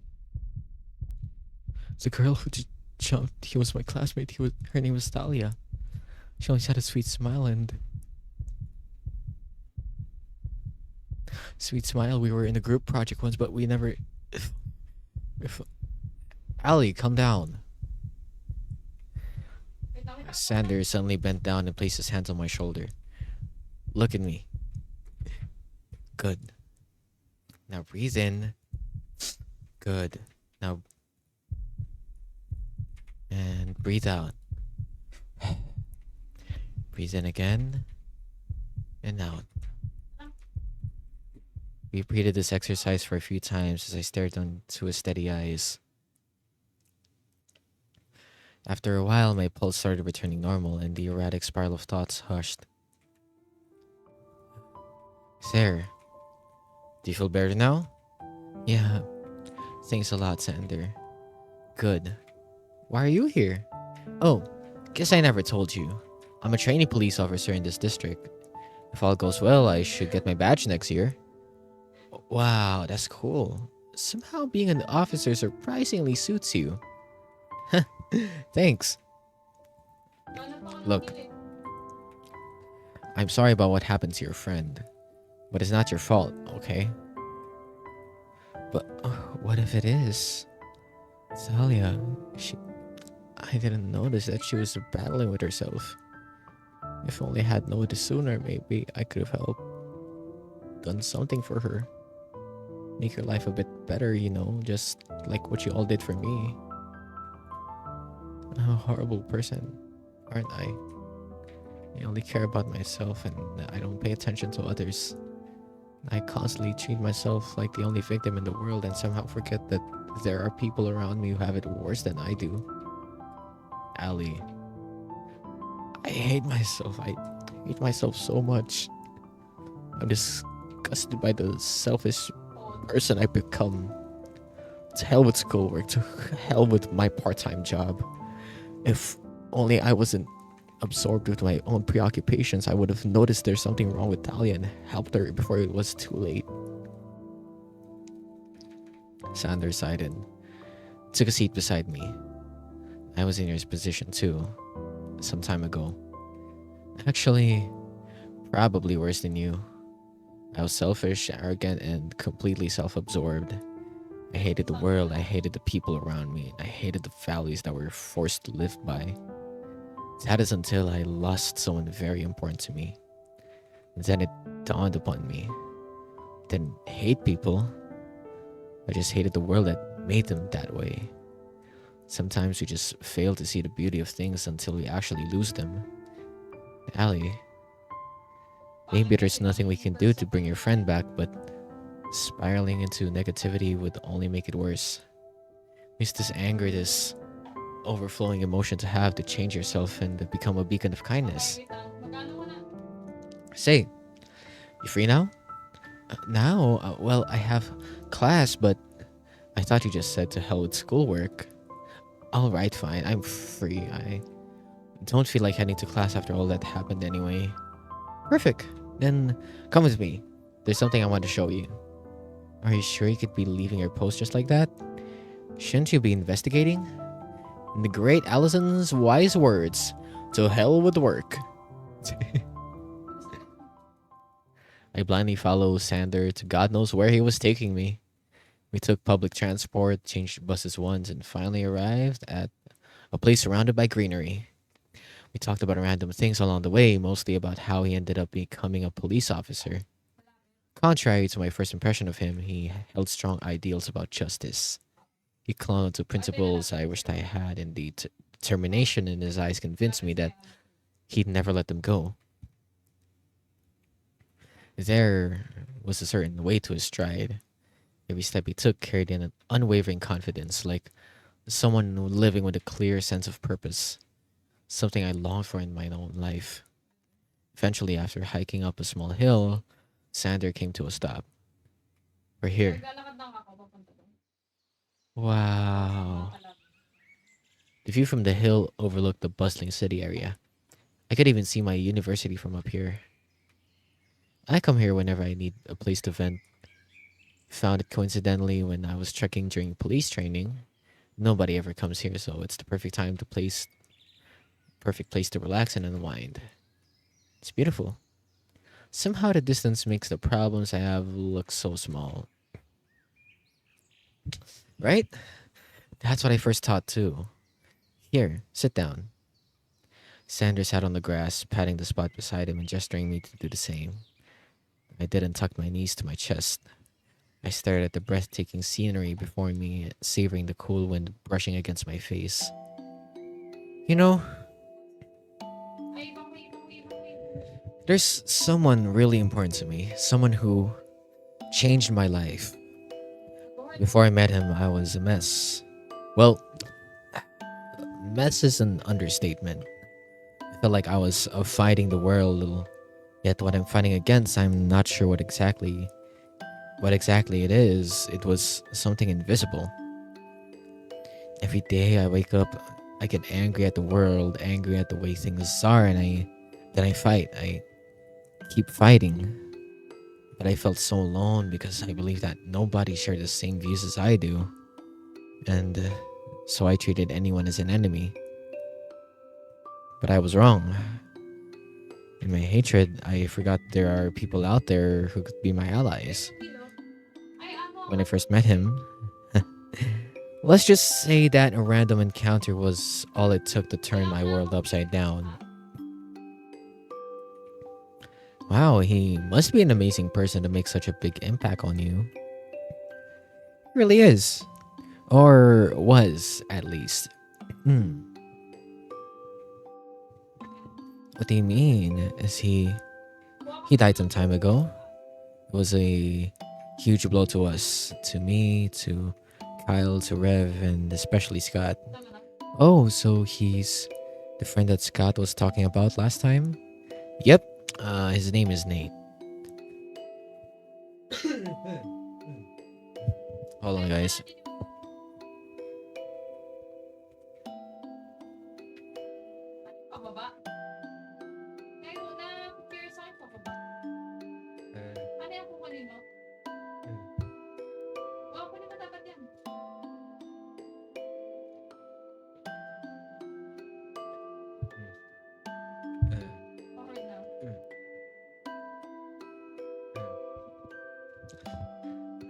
Oh, the Nate I've been hearing about. Nothing was ever the same without him. My deepest condolences.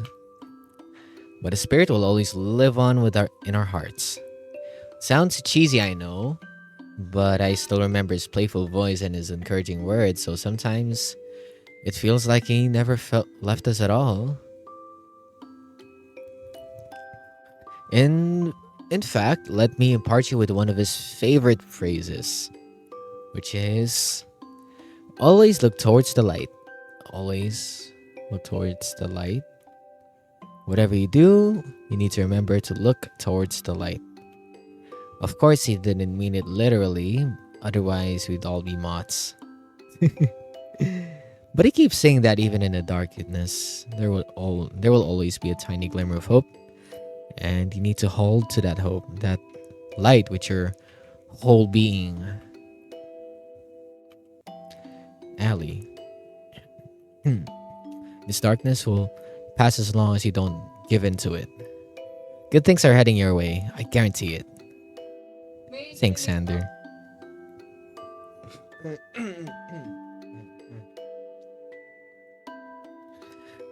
You don't know how much those words mean to me. Oh, thank goodness. I am actually really horrible at this comforting yada yadas. Wait, You know, wait, for the entire bus ride, I was just coming up with things to say to you, but being all mopey is so not my style. So I reckon that I should just channel Nate's energy. What would Nate say if he were here? No wonder you seem so out of character. I'm trying my best, okay? You don't have to do that. Just be yourself. I'm thankful that I have someone as caring as you by my side. Me? Okay, caring? Nah, don't say something as outrageous as that. Outrageous? He doesn't like to admit it, but he's really trying his best to cheer me up. Thank you, Sander. Enough. Stop trying to butter me up. Now you're giving me the creeps. Hey, I'm trying to express my gratitude here, and you're calling me a creep? You could thank me by feeling better. He sure has an interesting way of expressing his concern. I'm curious though, if you hadn't channeled in Nate's energy, what would you have done instead? Well, I'm glad you asked. Sander suddenly got up and straightened his back. Stand up. Okay. I hesitated but followed his lead in the mix of curiosity and confusion. This is something I always do when I'm feeling down, so let's comfort ourselves, Sander style. Nate once told me this. Life is too precious to live pointlessly, without meaning and without hope. So we'll take our deepest worries and turn them into declarations of hope. For example, my worry right now is having to face my boss and explain why I was absent from work. Oh no. Right, he was on duty. I hope it doesn't impact his training. What about you? What are you so worried about? Well, yeah, I think all of the above. What do you mean, all of the above? This isn't a multiple choice question, you know. I am burdened by the sheer weight of my existence. Damn. He got it rough. Okay, so you just gotta take all your worries, turn them into a declaration of hope, and shout it for the world to hear just like this. Sander took a long, deep breath and then... I'm going to face my boss and do my best to be a real officer. Yes, sir. Hello, Kosa. What is you? Yo, what's up? Yes, sir. Your boy is a visual novel enjoyer now. Pero what's up, Kosa? How are you doing? Musta ikaw, Kosa? I hope you're doing well. His voice echoed throughout the mountains, brimming with energy and resolve, while scaring nearby birds away. Your turn. Take that worry, turn into a declaration of hope, and shout with all your might. His enthusiasm was infectious, and I laughed. Okay, alright. Fine. I gripped the railings tightly and took a deep breath. My problems are not gonna get the better of me. Huh, you call that a shout? Say it louder. Pre, damn busy sa work, saka nakaka-addict din sa visual novel for freaking real, dude. Like, something with visual novels gets you really hooked, especially if it has to be the stories. It has to be yung paggagawa ng story, kumbaga. Like, the story build up, I guess it's always peak. It's always peak. But ayan, I'm doing good. We're just chilling ngayon. Especially Holy Week din ngayon. So yeah. My problems are not gonna get the better of me. Not loud enough. Okay, now they're really gonna do it. Louder. I accidentally choked on my own saliva and started wheezing uncontrollably. Okay, that's enough. How do you feel? Better, actually. Way better. I think I just needed to let it all out, and your Xander style comforting proved to be extremely effective. Well, what can I say? I'm a natural. Feel free to come by as often as you like. I'm sharing this space with you, and as of now, we're the only two people who know about it. It's an honor, Sander. We sat on the grass, gazing at the mountains. I listened quietly as Sander shared stories about his training routines, his experiences with Nate, and his nagging parents, a struggle we had in common. But Sander and I were so different. That much became clearer from our conversation. His bold demeanor, untamed confidence, and burning ambition were all things that I lacked in my dull, monotonous life. Oh, oh, ano ka ba? Like, what if you don't mind me asking though, like, what field are you working on, pala, Kosa? Cause yeah, I think there are some there are some din napapasok within the Holy Week as well. Ano yan? Does Goody have a vacation this Holy Week? Yep. Actually, nag-day off na rin ako. Until next week actually. Until next week. I'm... Naka-leave ako ngayon. Tapos, next week, nag-leave ako kasi birthday week ko rin yun. So, sinabayan ko na rin. So, yeah. Yeah. I won't have to worry about work for like the next week or two. So, that's good. Ah, tas US client pa. Okay, yeah. Totally understandable. I had one advanced actually. I had one advanced birthday stream which is nagluto ako nun. Nagluto ako ng pasta nun on stream. So, I think andito pa yung VOD. So, ayun. Then, supposedly nga actually karaoke. Pero given the circumstances ngayon, I think I can't do it this week. Probably next week. I think it's also within naman my birthday week. So, I can do a part 2 of my birthday stream. I also did a part... So, I can do a part 2 of my birthday stream next week. Cause yeah, I'm taking nearly the entire week off at work on my birthday sa week ng birthday ko. So I guess yeah, I think that's pretty much the best time to do the birthday streams. Actually, ano lang. I actually yeah, still the usual kasi ayan. I gotta make some time for myself as well, man. I gotta take some time for myself too. Sa birthday. Actually nga, parang gagawin ko nga like a week talaga eh. Yes, sir. Go lang. Wait lang. Sa lumabas. That's... Actually every or actually since last year, I've been doing like mga solo mga gala like every birthday week ko. Like 14. either buong week or at least before April 9. Kasi like ano yun eh. Kasi like it's literally like nakakonekta siya sa holiday. So I have all the reason to file my freaking leaves, including my birthday at that time. So yan.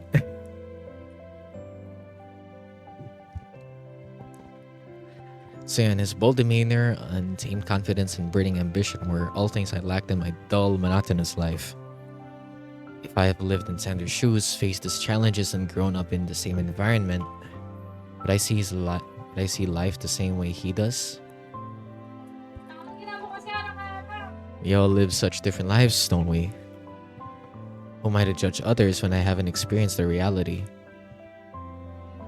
There was so much to think about, and honestly, it had been ages since I had last had a conversation that made me feel this alive. Time passed by so quickly, and we didn't realize that dusk had crept in, spreading its indigo hues across the sky.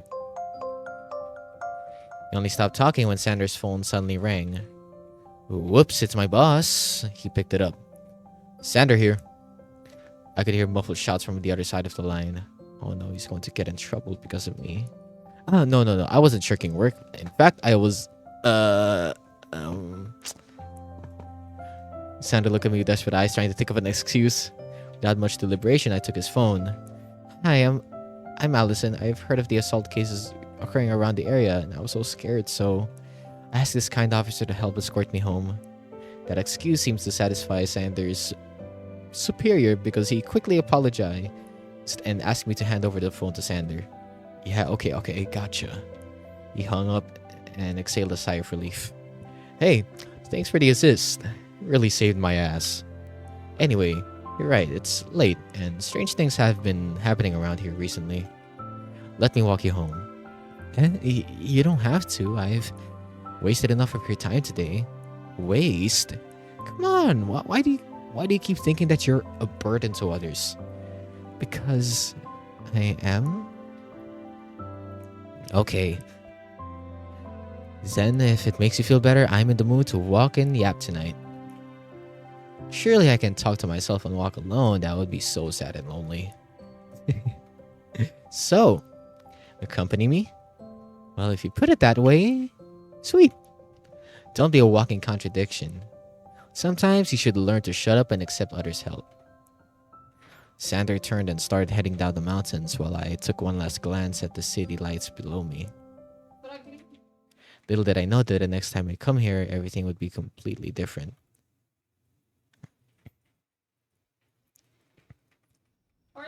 Kyle was a walking disaster before he met us. Always alone, always crying. His hair was always a mess. We swore a bird could build a nest on it. Really? Kyle? But he looks so put together now. Time changes you. If you had met us a couple of years back, then man, you would have told us to seek professional help or something. While walking me home, Xander told me many stories about the group's past. Most of the stories involved the late Nate, and it was clear that everyone loved him very much. Without Nate, we would have been in a worse state by now. He sounds like a really amazing person. I wish I could have met him before he... My voice trailed off and I didn't know how to feel about the entire situation. Was it rude for me to say something like that and when I never knew the person? But Sandra didn't seem to mind. Yeah, I wish I could have met him too. Speaking of Nate, we're going to visit his grave this Saturday. You don't have to come if you don't want to, but it would mean a lot if you came. I want to make sure he's remembered. And I want to show him that I managed to bring a new friend into the group. By hurling Kyle and me, no doubt. It's a happy little accident. I know, and thanks to that... Stop. Sandra abruptly covered my mouth. We stopped at our tracks, standing frozen below a street lamp. I shot Sandra a questioning look. Someone's following us.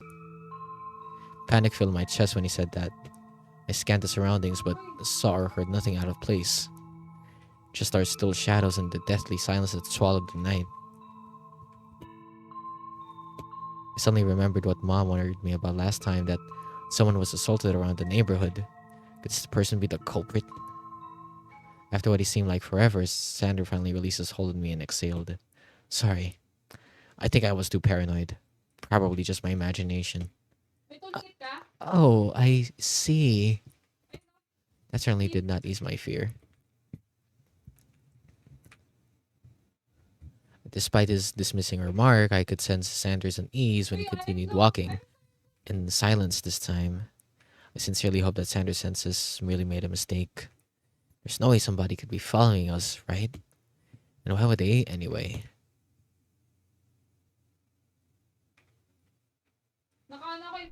Nothing eventful happened during the rest of our walk. Sander made sure I reached home safely. When I asked if he wanted to stop by for tea, he declined, saying he had something to take care of. Would be weird of me to bring a guy back home anyway. He probably understands that too, just strict parent stuff. I sighed, unpacking my bag as I reflected on the crazy things that happened today. So yeah, if only I'd been more observant and less self-centered, I probably could have prevented her. And Nate, I've only known him through Sanders' stories, but he sounds like a wonderful person. Is it really alright to visit his grave and remember the life of someone I never even knew? What should I do, Apple? Speaking of Apple, I need to send a letter to his new address. I'm running out of stamps too, so better make a trip to the post office tomorrow. Ano?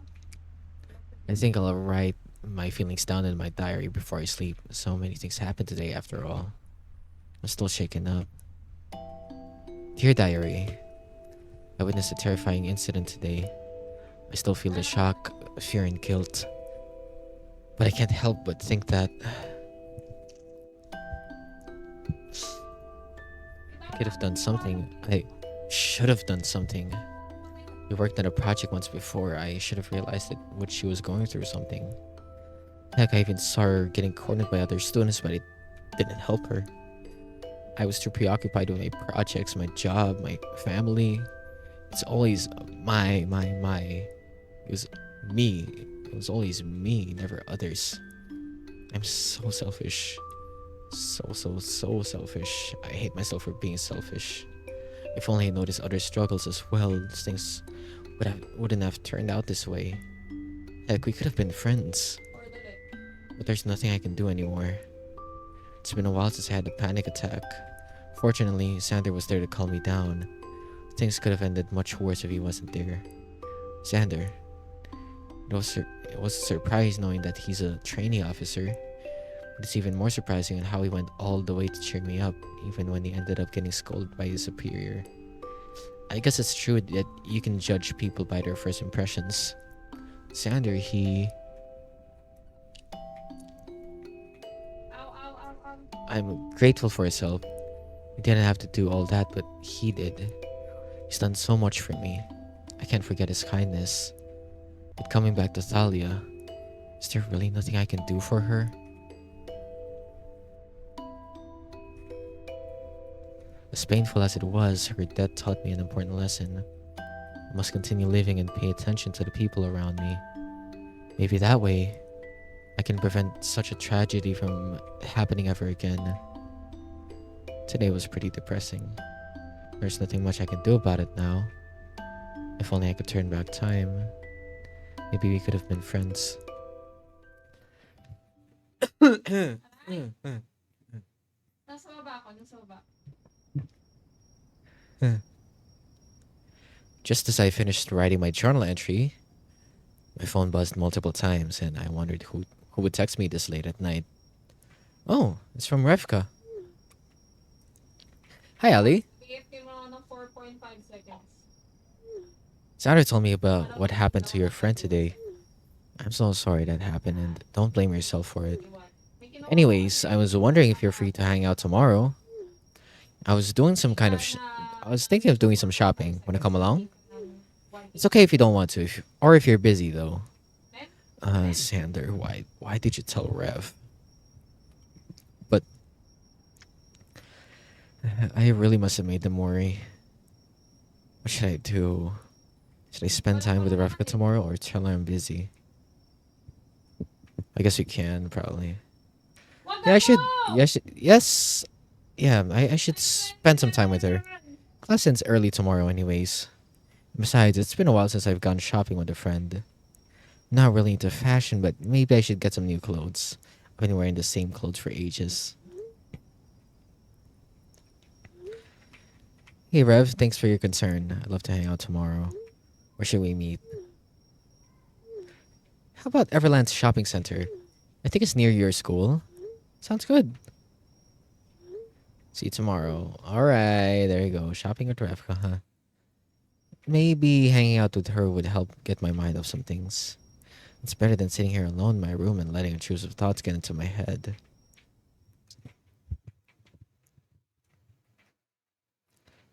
I arrived at Everland Shopping Center earlier than I expected. It's been ages since I visited this place. As a major introvert, I avoid this mall at all costs. Weekends here are awful. As a famous shopping center, it's always packed with swarms of people, especially when there are discounts. Sometimes there's even a long line for the escalator. But I'm going with Revka today, and fortunately the mall isn't as crowded since it's a weekday. Ali! Rev. Revka glomped me in a warm hug. Afternoon, you're here early. Is someone excited to get new clothes? You had lunch? Oh, no, I haven't. I usually skip lunch What? Skip lunch? Girl, skipping meals isn't healthy. Come on, let's have lunch before you go on a shopping spree. My treat.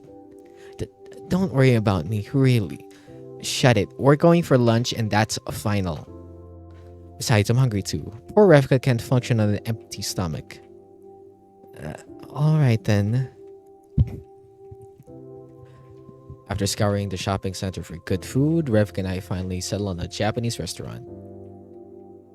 It's been so long since I ate it one-on-one with a friend. Sometimes mom and dad would take me out to eat, but our conversation usually consisted of mom's complaints and dad's silence. It felt cold, the food never tasted appetizing, even when we ate at expensive restaurants. But eating with Revka like this brought me a sense of comfort and companionship, a warm feeling erased by hectic routines and my selfish desire to keep a safe distance from everyone. Revka talked about her day, job as a florist, frustrating customers he encountered, and her love for new fashion trends. Feeling I could trust Revka, I opened up to her about the devastating incident yesterday. Tali's death, Sanders, and the gnawing guilt eating away at me. She sat and listened to everything, reassuring me that it wasn't my fault. After pouring my heart out, I felt the weight disappear from my shoulders. And suddenly, breathing became easier. Maybe that was I needed to feel better. Good company and a listening ear. Thanks for sharing, Ellie. You've been through a rough patch, but remember that you're never alone. Just reach out and I'll come running anytime. Thanks, Rev. I feel like I overshared now just though. Nonsense. I'm glad that you're opening up. Anyway, the meal filled my energy to the max, so I'm ready to go some shopping. Let's go to this clothing store first. I've been eyeing their new collection for a long time.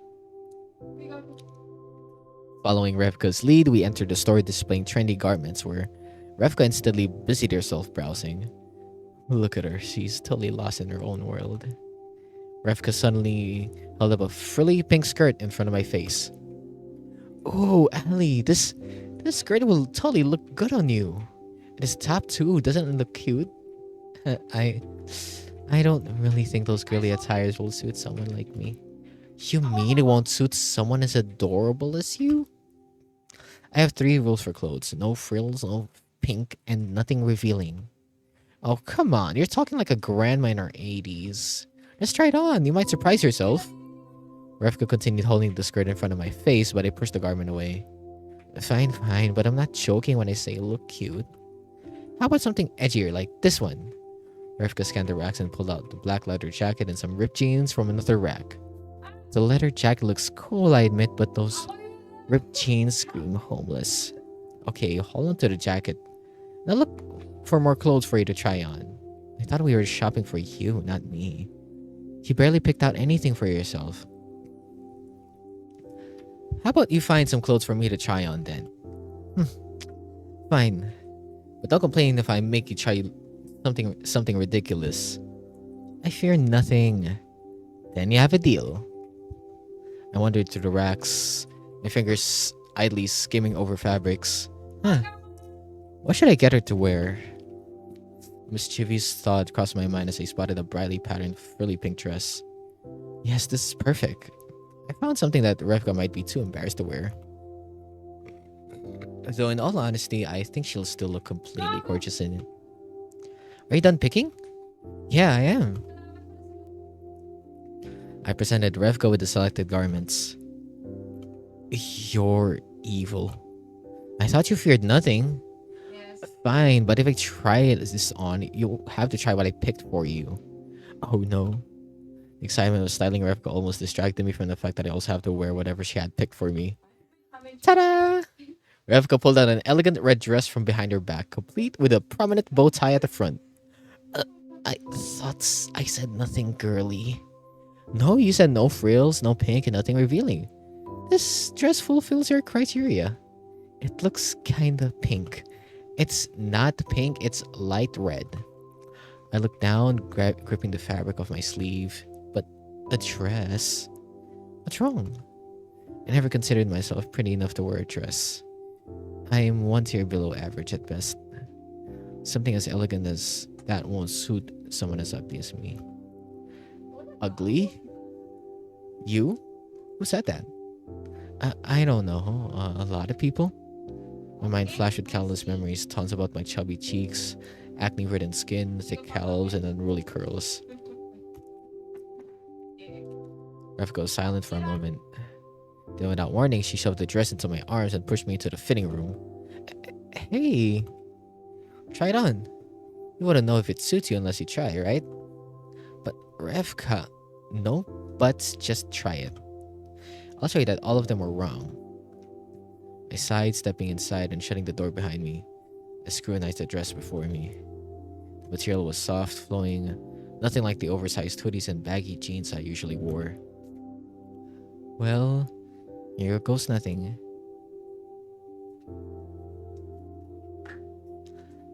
Stepped out of the fitting room with arms across my torso and eyes darting about in embarrassment. I knew it. This was a bad idea. Looks horrible on me, doesn't it? Oh my god. You look absolutely gorgeous in that dress, Ali. Just I was about to protest, Revka suddenly spun me around, pitting me face to face against my own reflection. Look at you. You're stunning.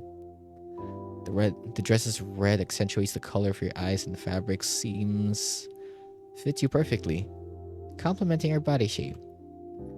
Do you really think so? Girl, look at you. I fidgeted with my fingers and looked down. I wasn't sure where to look when Revka told me about look at myself. Reflection always felt like an unfamiliar sight to me. I always felt like I was looking at a stranger, like I was constantly running away from what I truly looked like. I never liked looking at myself after all. Sure, the dress is pretty, but the prettiest is the one wearing it, don't you think? Lots of clothing styles would look good on you, but ultimately, you wouldn't like it if you weren't comfortable living in your own skin. That's why you need to recognize the beauty that lies right here. Revka pulled me closer and smiled. And that is the voice that lies within you. The voice within me? Yeah, hear me out. No matter what anyone says or does, those outside of you cannot possibly take from what's within you, unless you let them. And why would you? Drown out all the thoughts and words saying that you're not enough. No matter what anyone says or thinks, you are beautiful. I could see a reflection in the mirror, so confident, warm, and welcoming. I wish I could be like her. I wish one day I could learn to be comfortable under my own skin. Till then, I need to hold on to that small voice crying from within my heart, whispering that I am enough just the way I am, and that I, despite all my scars, am beautiful. It's Saturday, which also marks 1 year of Nate's passing. Revka texted me the location of the cemetery where he was buried, but honestly, I was still on edge of deciding whether or not I should go. I mean, I don't even know him. Decisions, decisions. I mulled over this strange situation throughout the night, unable to sleep. And just as I decided I would attend, I ended up oversleeping the next day. Oh no, no, no, no, I'm going to be late. Everyone was huddled around a tombstone decorated with flowers, bottles of cider, and sandwiches. Contrary to the somber mood I envisioned of a death anniversary, everyone seems to be in good spirits when I arrived. Sorry I'm late.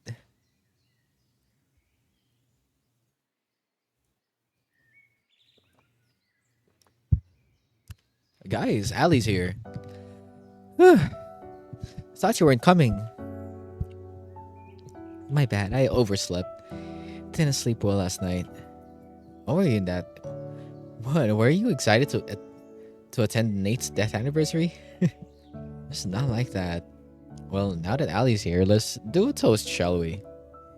Another one? It's only 11 and we've had like 3 shots already. But this time Allie's here, so custom says we should toast again. Scott handed me a shot glass and poured the whiskey into it. You drink, Allie? Maybe ask her before you give her the shot. You don't have to drink it if you don't want to, Ali. Don't worry, I can handle my alcohol. Scott raises a glass, grabbing everyone's attention. All right, let's raise our glasses, everyone. Today, we're here to honor Nate's life, his spirit, all the memories and lessons he left with us. It's been a year since his death, and it hasn't been easy for any of us.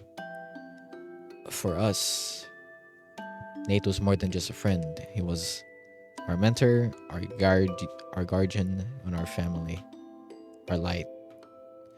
We wouldn't be standing here today if it weren't for him. For a moment, I saw Scott's eyes watering as he gazed at Nate's tombstone, but it was quickly masked by his cap shadow. So, let's carry the flame he ignited us with pride. May we hold on to the values of love and peace he treasured so much, and may we keep his childlike innocence, the foolish kind that dare to believe in hope even in this bleak world. Thanks for giving us a place to call home in this hellhole, Nate. To Nate. We clinked our glasses and downed the whiskey. Oof. That was strong. It felt a bit odd toasting to someone I only knew from other stories. Nate, if you're looking at us from above, I want to thank you for being such a good friend to Scott, Sander, Kylan, and Revka. I hope you're resting peacefully.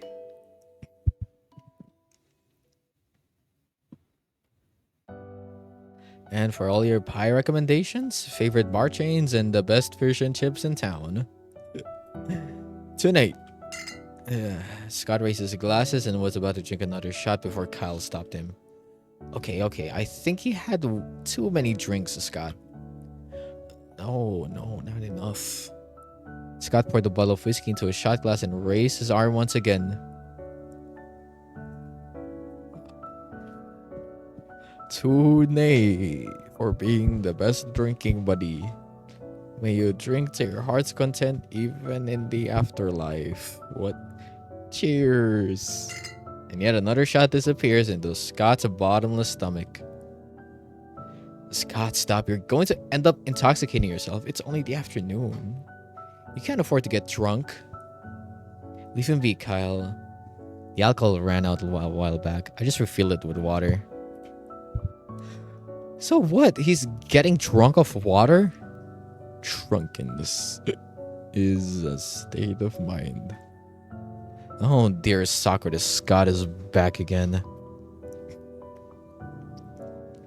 I laugh at the scene, not expecting the calm Scott to have a childish side to him. Unfortunately, some people who were visiting others' tombs turned their head of us, annoyed at our loud gathering. Maybe we should tone it down. Hey, shh. I hear Nate. He's talking to me. Everyone immediately tensed at his words, watching silently as Scott closed his eyes and cupped his ears in a dramatic fashion. I see. If that's what you want. So, what did Nate say? He wants us to turn back time and recover the things we lost in the past. Oh, you must be talking about the time capsule that we buried 3 years ago. It's a bit earlier from the stipulated date, but if you really want to dig it up, Scott. Does anyone still remember where we buried it? I remember. It should be back in the park. Under that tree we always sit under. Let's return and dig it up then. Oh my god.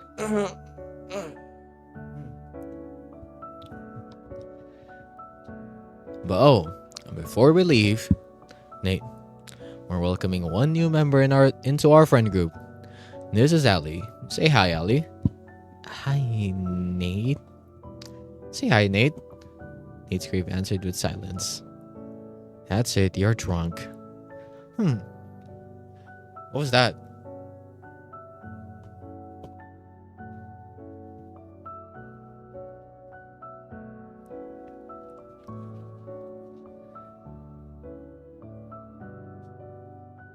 So, Nate says he wants to make a toast.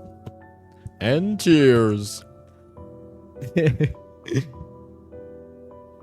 Scott grabbed a bottle of apple cider, removed the cap, and poured it all over Nate's tombstone.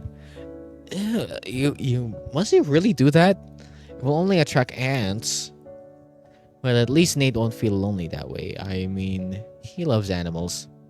Xander. Nate loves cider too. As everyone started to pack up and leave, I was checking the map on my phone to see how I could get home. Allie, what are you doing? You're not coming with us? Oh, I didn't think I was invited and I don't want to intrude. Don't be silly. You don't need any invitation. You're part of our family now. My heart thumped loudly at her words. Family? Uh, okay. Nate, if he were here, he'd also say the same thing.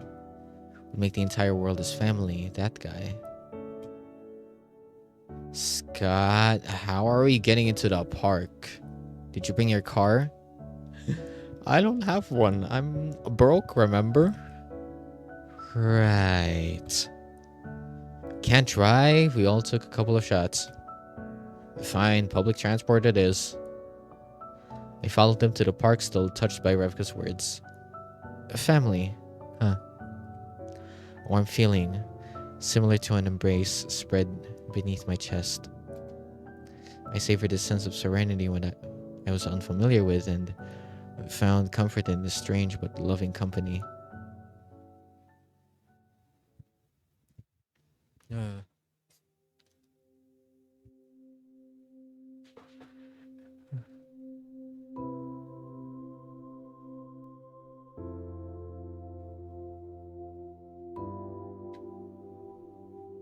Okay, so having brought no shovels for this impromptu excavation, we used plastic spoons to dig up the time capsule that Nate and the gang buried under a tree. It was the same tree. It was the same tree I fell asleep under last time. Talk about coincidence. Oh man, my spoon broke. Guess you'll have to use your hands now. After some time of digging, the glint of a tin box finally surfaced. There it is. Sander pried it out of the earth, dusted off the soil, and dramatically presented it to Scott like those nights in a period drama.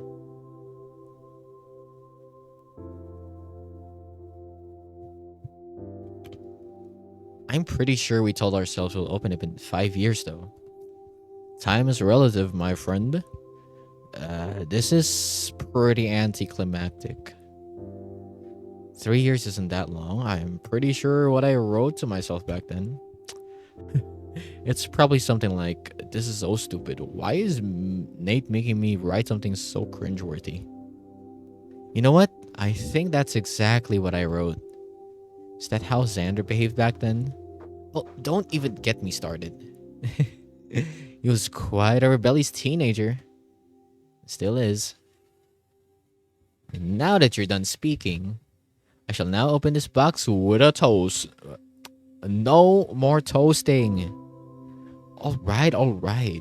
Jeez, that was loud. My ears are ringing. Rev, get that bottle away from Scott. On it. 3 years ago, we buried this time capsule. And now it's time to open it and see what our younger selves have to say. Scott opened the tin box as we huddled together in anticipation. Whoa, that's my favorite action figure. That's a letter I wrote for myself. The kazoo Nate bought me.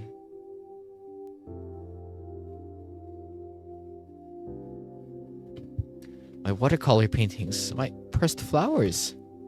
Those beer and cider bottles must be Scott's and Nate's. Wow, there's so many of them. They were borderline alcoholics. As we dug through the random objects inside the time capsule, we discovered a thick envelope buried deep under the pile of bottle caps. This must be Nate's. You think it's alright if we open it? I mean, what can he do about it? Xander? What? Fine, but if we're opening it, I think Scott. You open it. You're the closest to him, after all.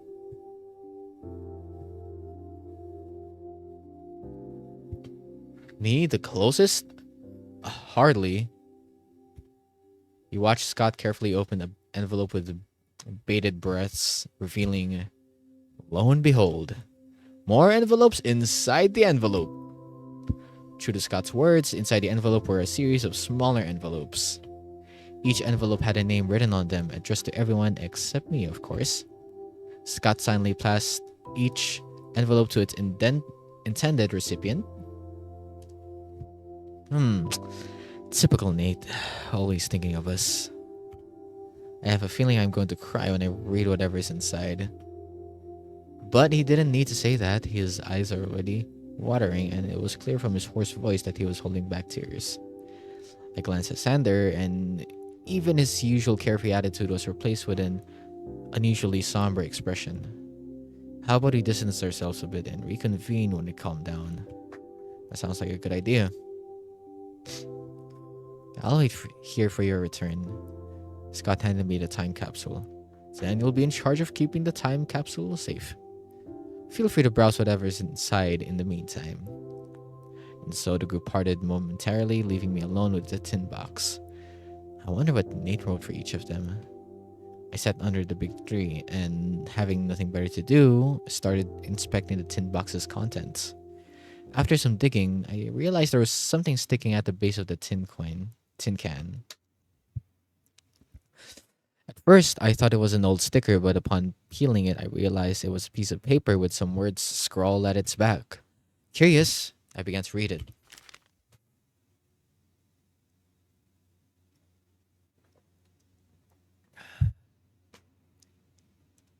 All you can do now is to touch the last blades of grass, last gentle stroke of the sun, laugh, cry and die, enjoy this fragile mortality we have.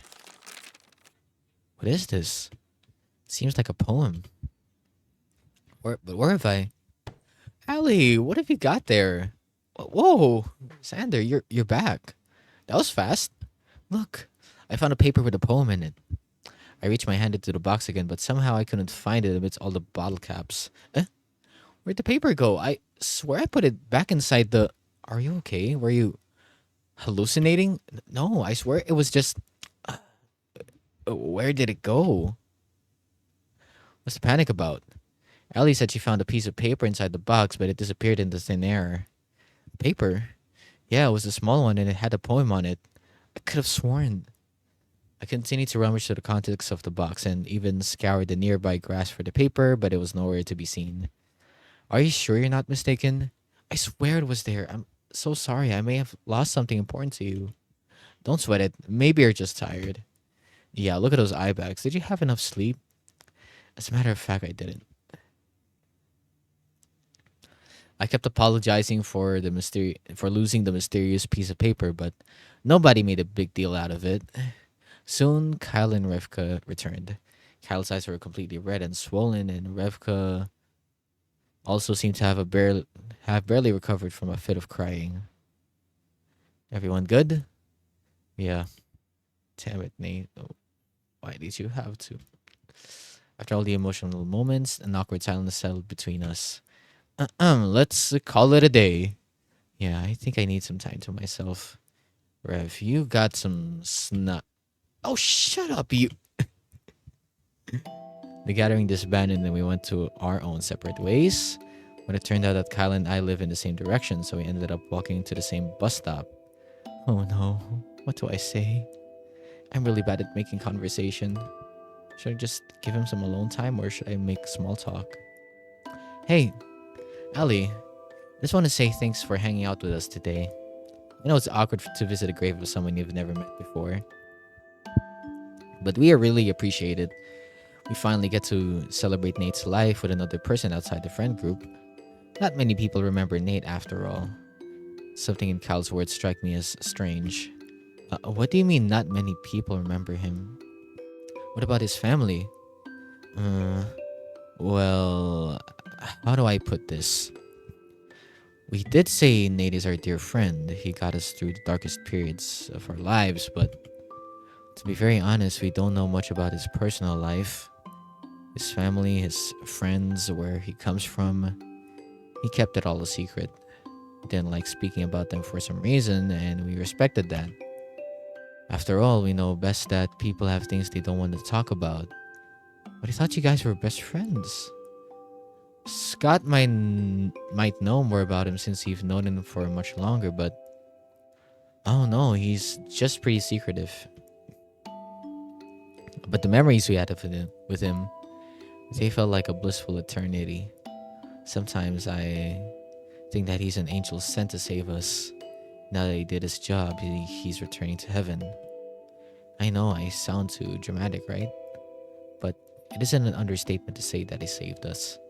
He left us with pieces of his heart that spurred us to keep on fighting and living. He meant that much to all of you, huh?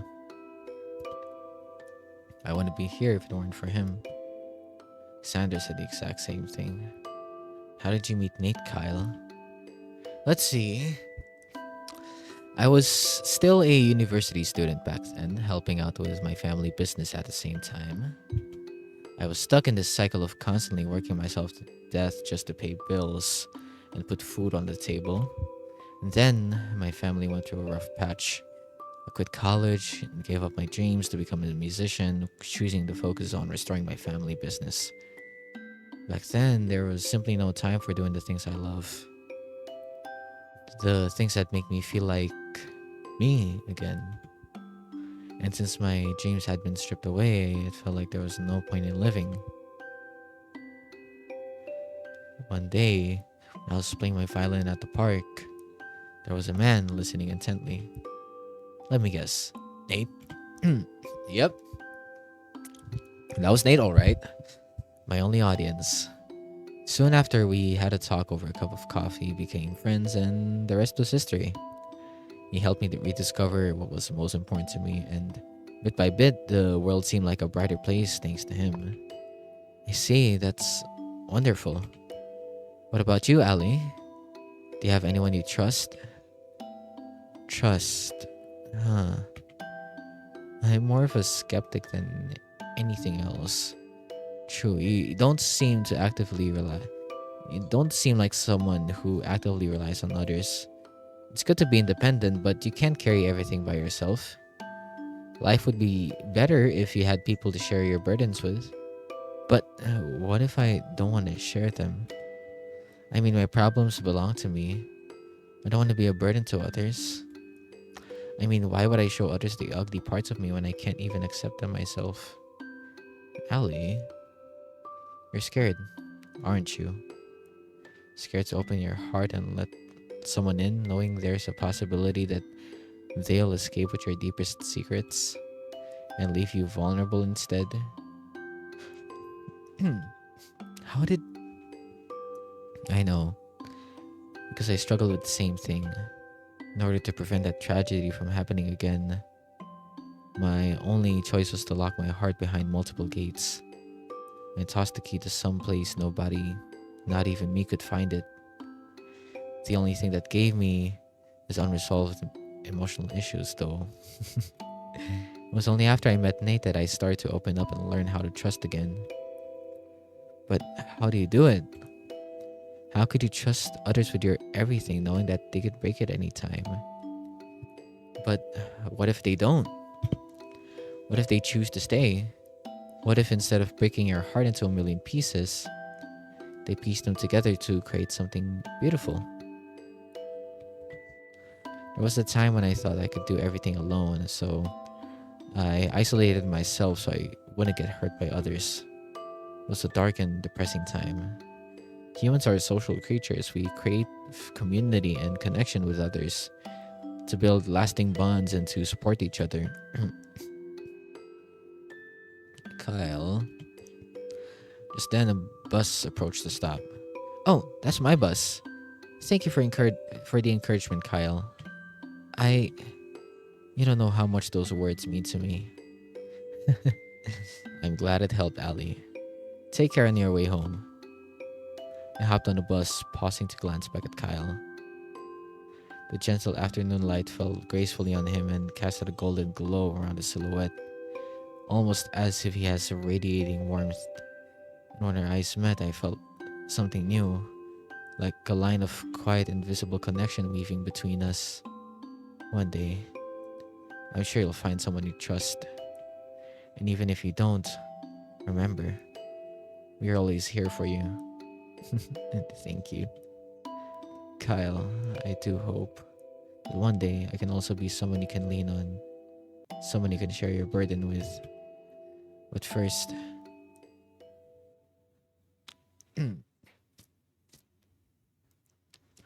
I first need to learn how to open my heart again. Sometime later, Revka texted me that everyone is gathering tonight for dinner at the park. She insisted that my presence is mandatory, but I told her I would be late because of my part time job. Tonight's dinner is something I look forward to, especially with all the annoying customers I have to deal with today. Allison, stop playing with your phone and come back here. Coming! I rushed back to the restaurant where my boss was looking me up and down, a curious look on his face. Allison, you seem a bit different somehow. Huh? You look. How do I say this? Happier now, I guess. Uh, oh, really? Your eye bags aren't as dark as they used to be. I know you've got a boyfriend. That must be it. Don't be silly, boss. Gave me a pat in the back and laughed. Well, whatever the reason is, I'm just glad to see you smiling. It's not easy to juggle studies and work, and your parents must be so proud of you. It's only expected of me. I need to help them pay the bills after all.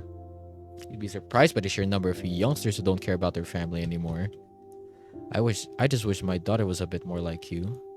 Instead of helping in the cafe, she's out and about with her friends wasting money. But at the same time, I hope you have the chance to have fun just like her. Oh, I'll keep that in mind. We'll never mind this old man's ramblings. Get back to work. Yes, boss. Boss words keep me pondering, did I really change that much? Am I happier? I couldn't help but notice that my strides felt lighter and easier now, and the world seemed to be a bit brighter. I felt the veil over me gradually lifting just if life was worth living again, simply because there was something to look forward to the next day. My nightly battles with insomnia and hypervigilance have also subsided, and for the first time in forever, I was proud to say that I was finally getting the World Health Organization's recommended 8 hours of sleep. I suddenly remember Kyle's words about connecting with others. Maybe he's right. It's crazy to think that I've changed so much through interaction alone.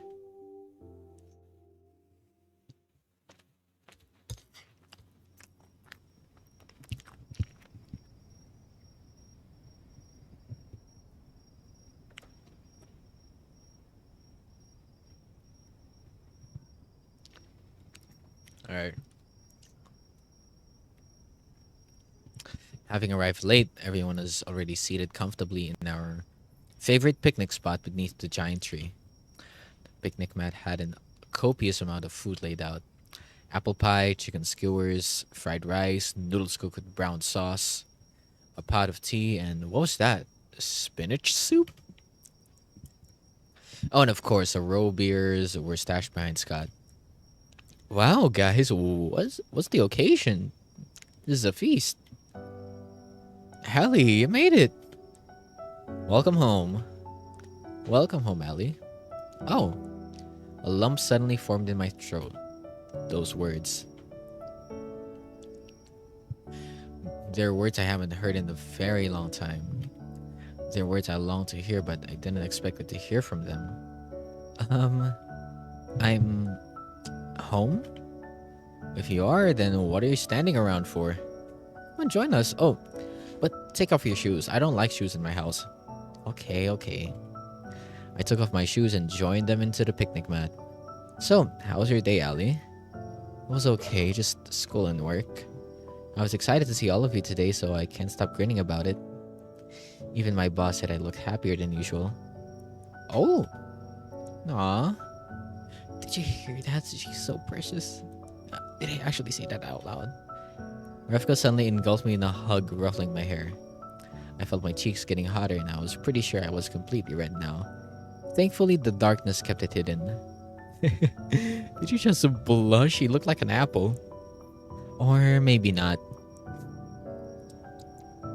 I wasn't blushing. Sure you were. I'm not. Now you're even redder. Right there, don't bully Alexander. What about me? I'm red too. That's cause you're drunk already, old man. The conversation and banter continued, but a few minutes into dinner, I suddenly felt a drop of water in my head. Oh?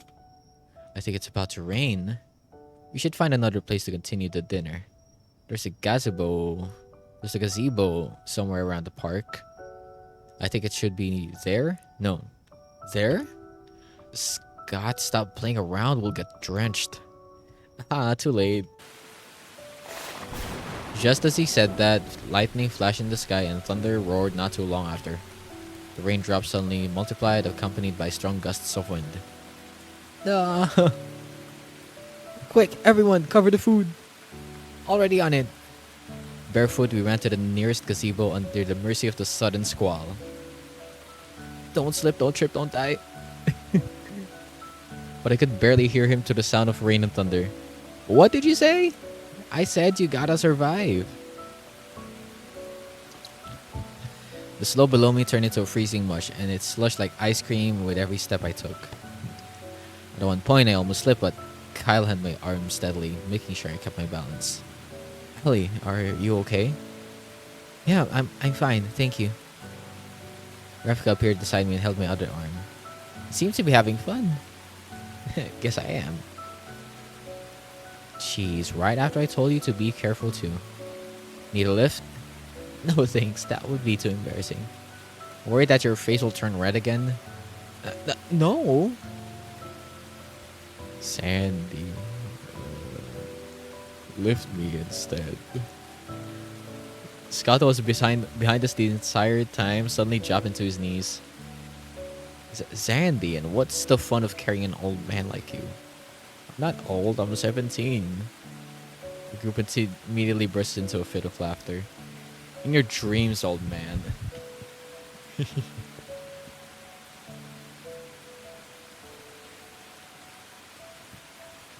He's totally wasted. Sanders slung Scott's arm into his shoulder and proceeds to drag him towards the gazebo. Might as well take our time walking. We are already completely soaked anyway. Everyone agreed unanimously. So, we walked, arms draped securely upon another's shoulder under the squall's waterfall, laughing at each other's wet hair and drenched clothes. We looked like drowned sewer rats. Yay! Yay? Rev, your makeup is running. What? Oh no. Is it though? Sander closed my mouth before I could say anything else. Oh no, how could this be? Quick, you need to cover it up. Your inner ugliness is show. Bro, Sander, what a bro. Sander. I shot him a glare and he only ignored it. Is my eyeliner smeared too? It's all this stupid rain's fault. Revka put her hands onto her face, scrambling to fix her makeup. Wait a second. I'm not even wearing makeup. Got you. Sander. Ow, ow, ow. Feels warm. Finally reaching the gazebo, we wrung our clothes in an attempt to squeeze all the water out, but there's no way we could completely dry ourselves. We used the picnic mat to wipe ourselves but gave up in the end, accepting the fact that we would need to spend dinner in drenched clothes. Revka announced that the sudden squall was on the news and that would not stop until a couple of hours. Residents were advised to stay under the shelter until the storm passed. So, what should we do now? I think it's more dangerous to leave the gazebo. Looks like the rain is getting heavier. Well, it's obvious that what we should do. Dinner! Finally, I'm starving. We laughed and set the food we rescued from the rain on the table. Kylan hung the picnic mat over the gazebo's open windows just to prevent the wind and rain from entering. I sneezed, suddenly feeling chilly. Something warm was suddenly draped over my shoulders. I turned and realizing that Scott had put a jacket on me. Wait, you'll catch a cold. Thanks, Scott, but what about you? Don't worry about the beer, keeps me warm. Ali, tea? Refka poured me a cup of tea from her thermos and handed it to me. Thank you. The cup sat comfortably between my palms, its heat thawing my freezing fingers. I brought the tea to my lips and took a sip. The tea was hot, but not too hot to scald my tongue. In fact, it was the perfect temperature, carrying warmth and comfort as it entered my mouth into my stomach. Chamomile. It's good for reducing stress and anxiety, and also helps you sleep well. Thanks, Refka. I feel relaxed already. Ali, here. Sanders suddenly dumped a bunch of chicken skewers on my plate. Try them. The skewers are really good. Thanks, Xander. This is a bit too much, though. And here, try this meatball and apple pie and more meat. Oh, and take the spinach because I don't like it. Sander, don't force Ali to eat things she doesn't want to. And gross. Are you putting the spinach on top of the apple pie? It's not like I have a choice. We only have one plate. That's why you eat one thing at a time. Sander, Revka, Kyle bickered, leaving Scott and I in the serene silence. Scott had stopped drinking his beer and was now closing his eyes, his legs stretched comfortably on the gazebo's floor. Allison. Yes? Do you think this world has gotten darker with each passing day? I let his words sink before deciding that it was a rhetorical question. This world, with its warped valleys and constant evil, sometimes it doesn't feel like home anymore. He opened his eyes and gazed at the other three, bantering. I see now that there's an unfathomable vortex of sorrow and peace reflected on his old brown eyes. Wise eyes worn out and hardened by years of experience. That is why in this world where everything is unstable, we need a home with stability. He looked at me with those eyes. Eyes were not looking at me, but something beyond that. I hope that we can be a home to you, Allison. I hope that as you venture into this dark, cruel world, you'll carry this warmth with you and become a home for others too. Thank you for choosing to stay in the light. Scott, I should be the one thanking you. All of you have been nothing but kind to me. You showed me a warmth I didn't know I deserved, and the simple gestures you gave me, all the greetings, the jokes, the food, the smiles, the hugs, the welcome home. They're small things, but they made me feel like I'm seen, that people actually care about me, that I'm not alone in this world. Scott smiled, a glaze of understanding in his eyes. Your strange but wise words, Ravka's cheerfulness, Cal's care, and Sanders' assurance, all of you showed me how bright life could be just by being around people. Thank you for that. Yo, AP, hello, Asokapyon. Hello, hello. How is you doing? Hello.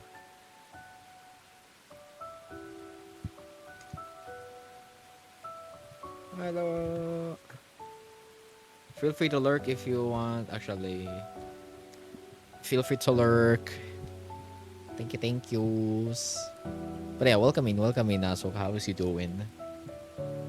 In Overwatch, hell, so me gonna lurk here for a chill and calmer head. Okie dokes. Thank you, Asok. Ariga, thanks. We're pretty much chilling as well. And I hope your games go. I hope your Overwatch games goes well as well. Yeah, it looks really cozy as well, especially given it's a visual novel too. So yeah. But yeah, like at this part it looks really cozy. Looks really cozy.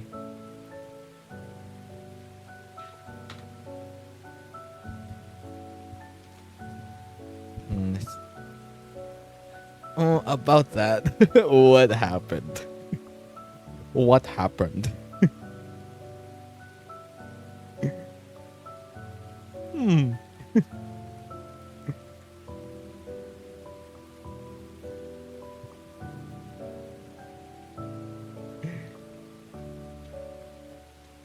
Wait, how do I? Oh, oh, wait. Let's just say I'm losing it. But everything is fine. Please, please save your sanity for for somewhere else, Asuka. But I still do hope your last few games goes well. I this is why we're here. Yes. That is actually true.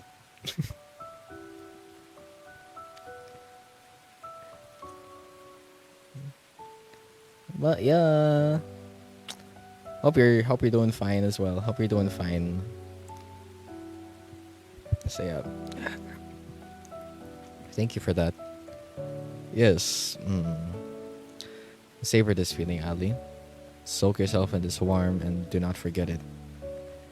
Remember, wherever you go and whatever you do, always head towards the light and be the light, no matter how hard it is. The world doesn't need any more cruelty. You've suffered enough. A sudden uneasy feeling settled in the pit of my stomach. Scott, why does it sound like you're... Oops, silly me. I was so tipsy that I forgot to bring out tonight's main attraction. Scott abruptly stood up and reached out for his bag. Placed a beautiful box on the table, its surface embossed with golden rabbits and lanterns. I didn't recognize what it was, but the others stopped fighting and immediately oohed and awed at the sight of the box. I forgot, it's that time of the year, isn't it? So that's why you organized this dinner out of the blue? Wait, what's inside of the box? Answering my questions, Scott opened the box, revealing 4 sets of round cakes. Each cake has Chinese characters and ornamental decorations engraved on it. Oh, mooncakes! That's right, it's the Mid-Autumn Festival today. I brought some too. Kyle placed some of his own on the table. This one is made of black sesame and the other one is durian. Durian in the mooncakes? That's sacrilegious. And they look cheap. All the mooncakes I bought are White Lotus with double egg yolk. The only acceptable mooncake flavor. Are you sure you should be spending so much for mooncakes? Didn't you just sell your car? Oh, just eat it. We opened a few mooncake packets, but realized none of us brought a knife. We tried to cut them up with our forks and spoons, but it only ended in a mess. Sander tried to cut it with the chicken skewers, but failed, but further mutilating the poor mooncake to nothing but crumbs. Eventually, we gave up and ate the crumbs using our bare hands. I've never celebrated the Mid-Autumn Festival before. What do you guys do other than eat mooncakes? Well, usually the Chinese celebrate it by eating mooncakes with their families while gazing at the full moon. We instinctively looked up at the sky, but the moon was covered by the rain clouds. Well, the rain is getting lighter. Hopefully the clouds clear up so we can moon gaze soon. Do you celebrate too, Kyle? It's been a while since my family did, actually. We kind of fell apart, and when that happens, these traditions aren't as important anymore. Whenever we do gather, it always ends up in a fight. Better or not celebrate it at all.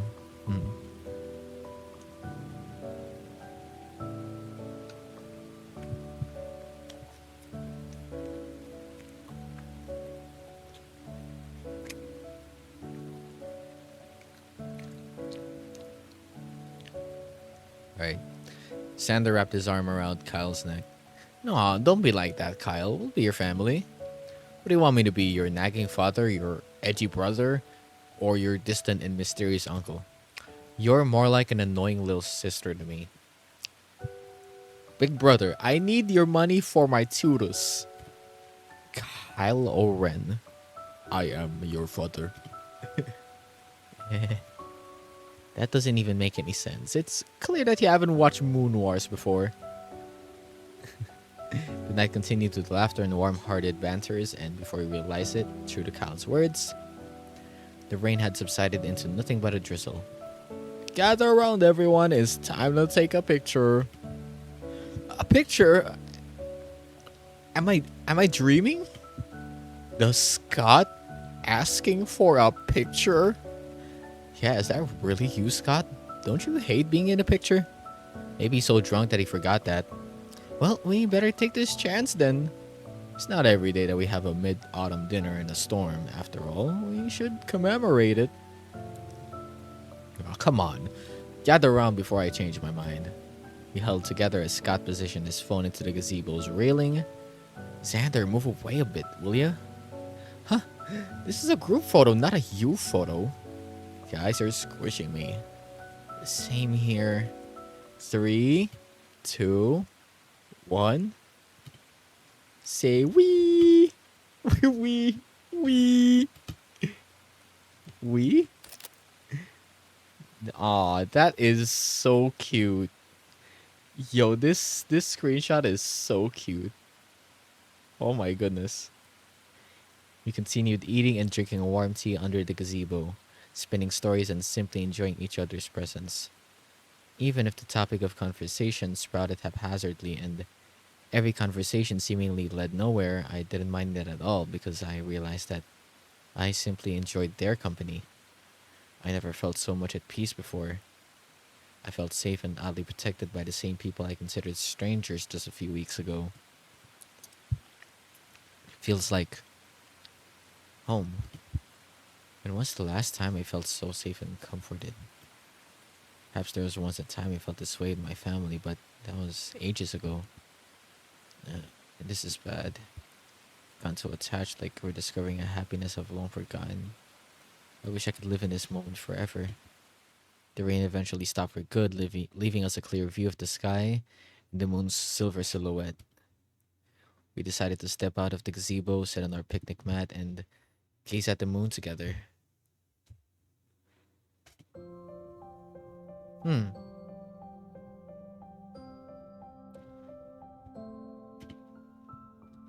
Hey, what you thinking of? Nothing. I realize I've been forgetting how beautiful nature is. When I sit there looking at the moon and eating delicious food with all of you, I realize that there's so much more to life than the million man-made problems we have. I know, right? Like, whoever thought of 9 to 6 jobs should rot in hell? The moon, huh? The moon is a very important symbolism in most cultures. When you gaze at the moon and think of your loved ones, there's a chance that they're looking at it at the very same moment. That's why the moon is a symbol of reunion and connection. No matter how far away you or your loved ones are, we are also under the same sky, connected to it.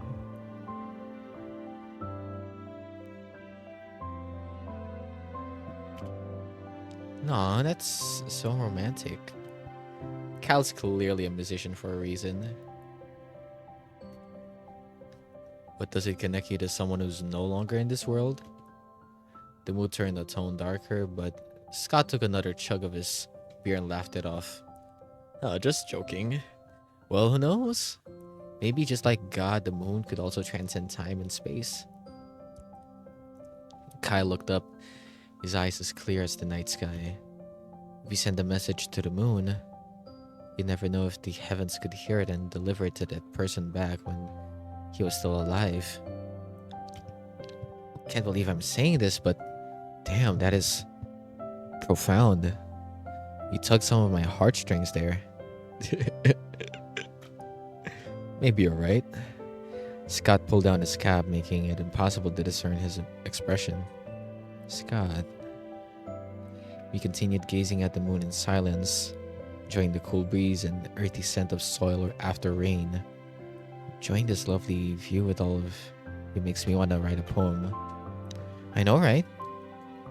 Wow, I want to read your poems, Ali. Should have not mentioned that. Show us, show us. Yeah, we'd love to see your work. How about you write something right now? With this magical mood, you should be brimming with inspiration. Now, but this is so sudden. I don't know what to write. Are you seriously having trouble? Right about mooncakes, of course. Not everything has to be about food, Sander. Don't be shy. You can ask us if you're having trouble. No, I'm peer pressured. But it sounds fun, and I want to capture this beautiful moment. I grab my usual pen and tore a piece of paper from my scrapbook. Whoa, she's all fired up. Now then, what should I write about? Maybe I can ask others for ideas.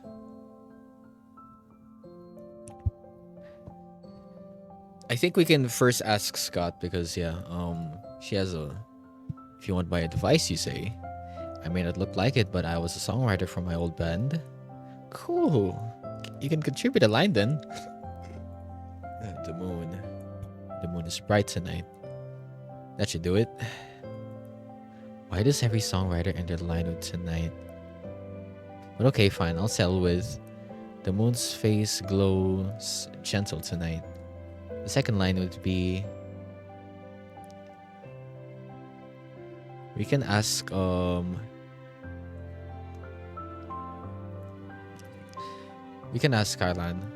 Me? Oh no, I'm blanking out. Maybe legs crossed we looked up at the fathomless sky. Not bad, we'll add that in. This poem is taking shape. I can finish it myself now. You can say serenity too. All anxieties whisk away, shifting to serenity. Now for the final line, we can say a tale. I'll immortalize this moment as we weave our tales in the stars. Oh, it's done. Sweet. Let me see it. The moon's face glows gentle tonight. Legs crossed, we looked up at the fathomless sky. All anxieties whisk away, shifting to serenity. I'll immortalize this moment as we weave our tales in the stars. Congratulations, Ali. Your poem with the wisdom of an 80-year-old man. Thanks, I guess? I don't see what it's supposed to teach, though.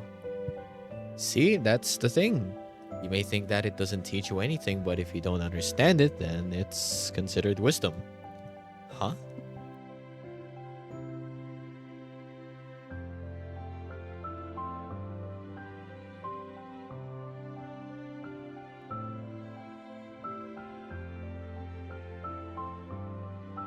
Well, yeah. See what I just did? That too is imparting wisdom.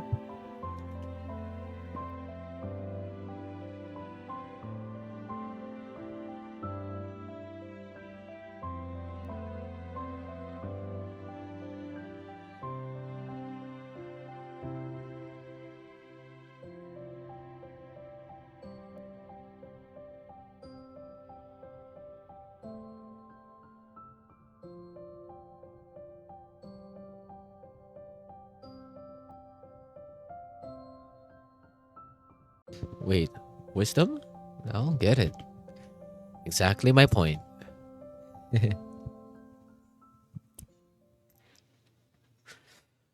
After some time, Sander complained that it's getting too cold, and we agreed to pack everything up and retire for the night. Being the responsible and gentlemanly adult that he was, Cal drove and dropped each of us into our respective homes.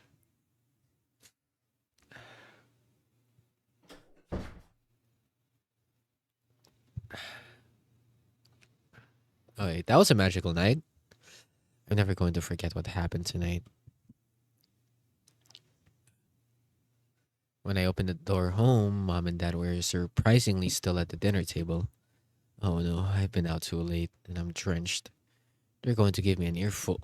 Allison, where were you at this late hour? Huh, never mind. Come here. We have something to talk about. Important to talk to you about. Something important?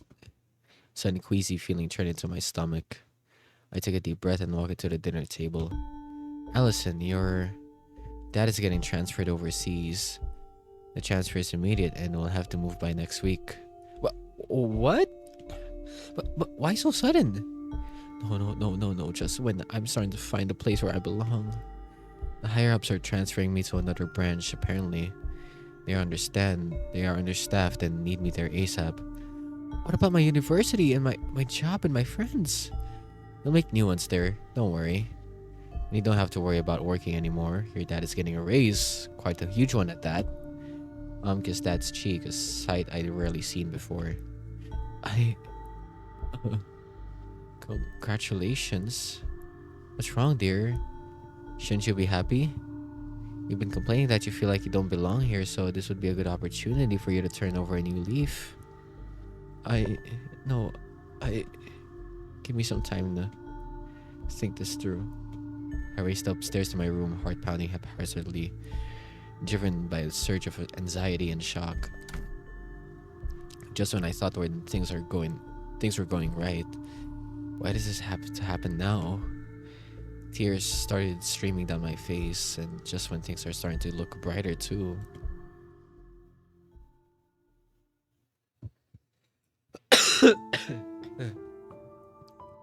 Wait, what? You're leaving? Yeah, my dad suddenly got transferred overseas. It's urgent too, so we'll be moving next week.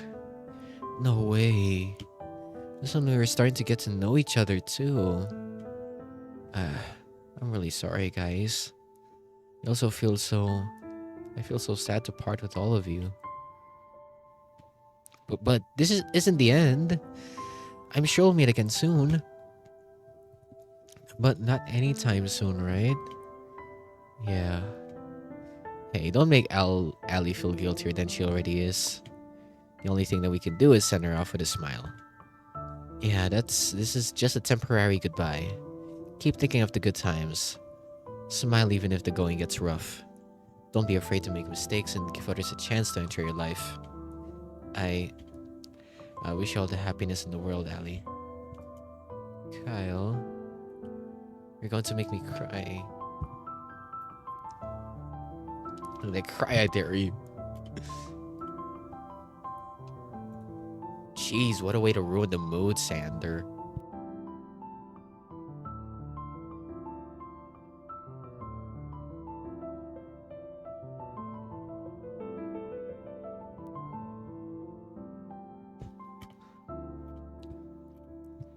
Well, Ali, I know you'll do great wherever you go. Just don't forget us, okay? And if anyone bullies you, remember that they can't do anything if you break their arm. Thanks, Sander and Julie noted. Ali? Rivka, you don't know how happy I was when you decided to join us. I thought there'd finally be another girl I could talk and hang out with. But apparently fate had other plans. Nevertheless, I hope that you'll get to meet many new people over there. People who love you just like we do. May the light ever shine upon you even in a dark and unfamiliar place. Revka, thanks. Text me often, okay? Of course. Scott has been awfully quiet for some time. I wonder if he's okay. Scott? We all miss you, Ali. Those words, so ridiculously simple, carried the full weight of his emotions, starting to burst my dam of tears. I did it. Apple strudel. I found friends that would genuinely miss me. I... Oh, yo, look what you've done, Scott. You made her cry. What did I do? I think I'm going to cry too. Not you too. Stop it, guys. If you cry, then I might start crying too. Aww. Everyone huddled closer, securely placing their arms over each other, somehow reminding me of angels spreading their wings. That moment, I had never felt so safe and protected. Soon, when Revka and Kyle cried louder than I didn't feel so embarrassed to cry anymore. So I let it out, all the deepest sorrows that I had been bottling up. I'm gonna miss y'all too.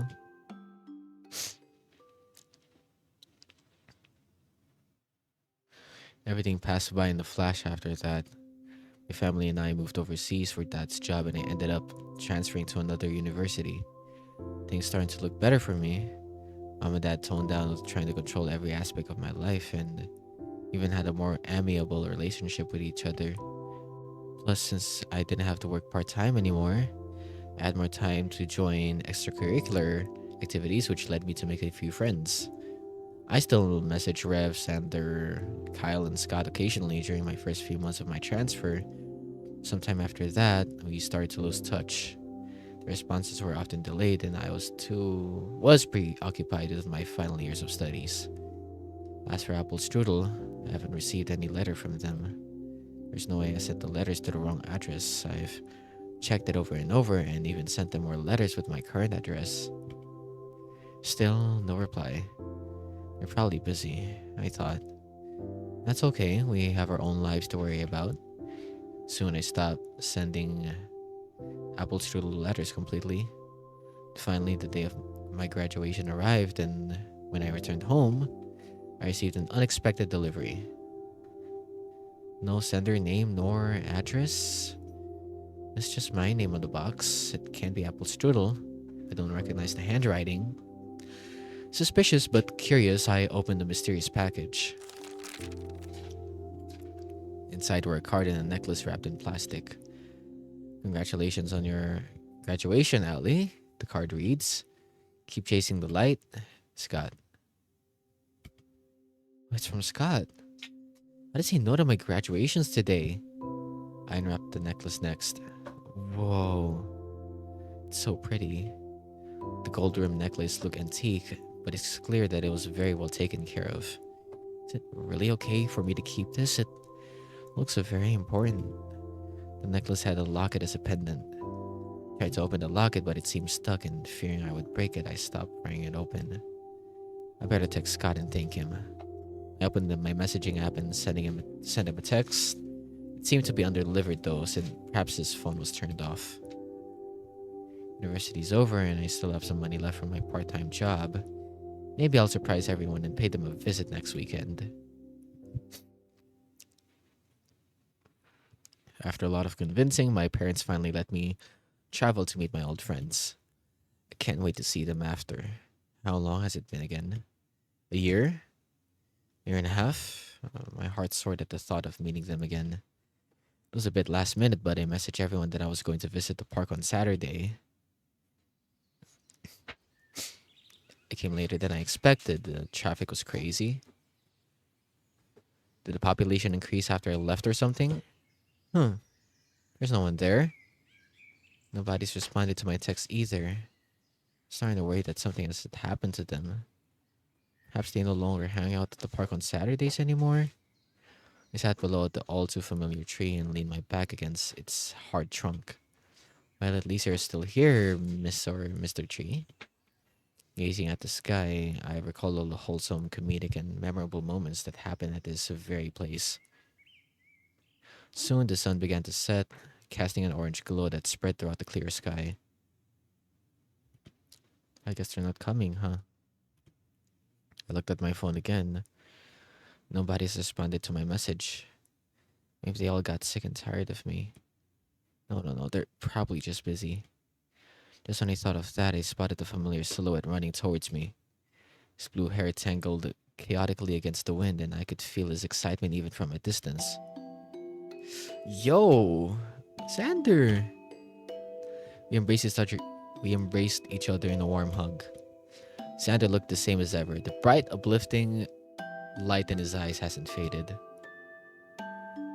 Though even after looking closely, there were noticeable eye bags under his eyes. Xander, how are you? I thought none of you received my text message. Sorry about that. Things have been pretty hectic for me. I only checked my phone an hour ago and rushed to the park when you said you came to visit. How have things been? How's school, work, family? Tell me all about it. Sanders sat beside me under the tree and I told him everything that happened in the past year. He in turn proudly announced that he's a bona fide officer right now, showing me his shiny new badge. Wow, congrats, now you can beat up people legally. You can say that again. Here comes justice. He flashed his badge to the sky, striking a pose. Moments like these made me feel like time truly had stopped. It felt like I returned to Saturday from a year ago. But that made me wonder. By the way, where are the rest? Kyle, Rev, Scott? Sanders' expression changed.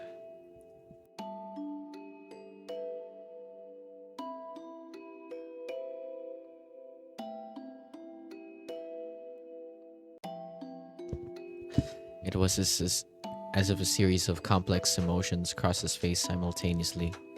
Oh, they've been really busy recently. I don't know if they can make it this weekend. Nah, shucks. I guess I couldn't meet them during my trip then. Yeah, it's really unfortunate. Hmm? Sander. Yeah?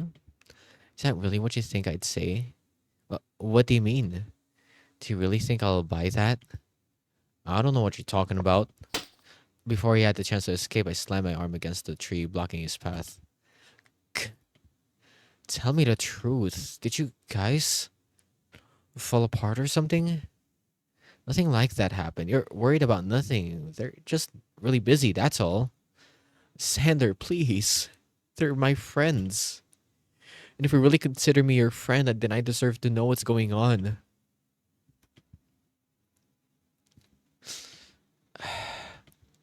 Fine.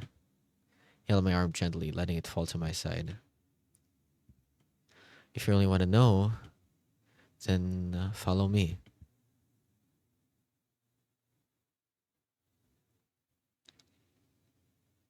This is Nate's grave. But he passed by Nate's tomb. Instead, he stopped at the one beside it. I swallowed hard as a stone of dread and apprehension sank into the pit of my stomach. I steeled myself to face the name engraved on the slab before me. But the name belongs to nobody I've heard of. Oliver Matthias Lee? Sander? Who is this? I guess he never knew. It's Scott's birth name. What? Scott? Scott died? But why?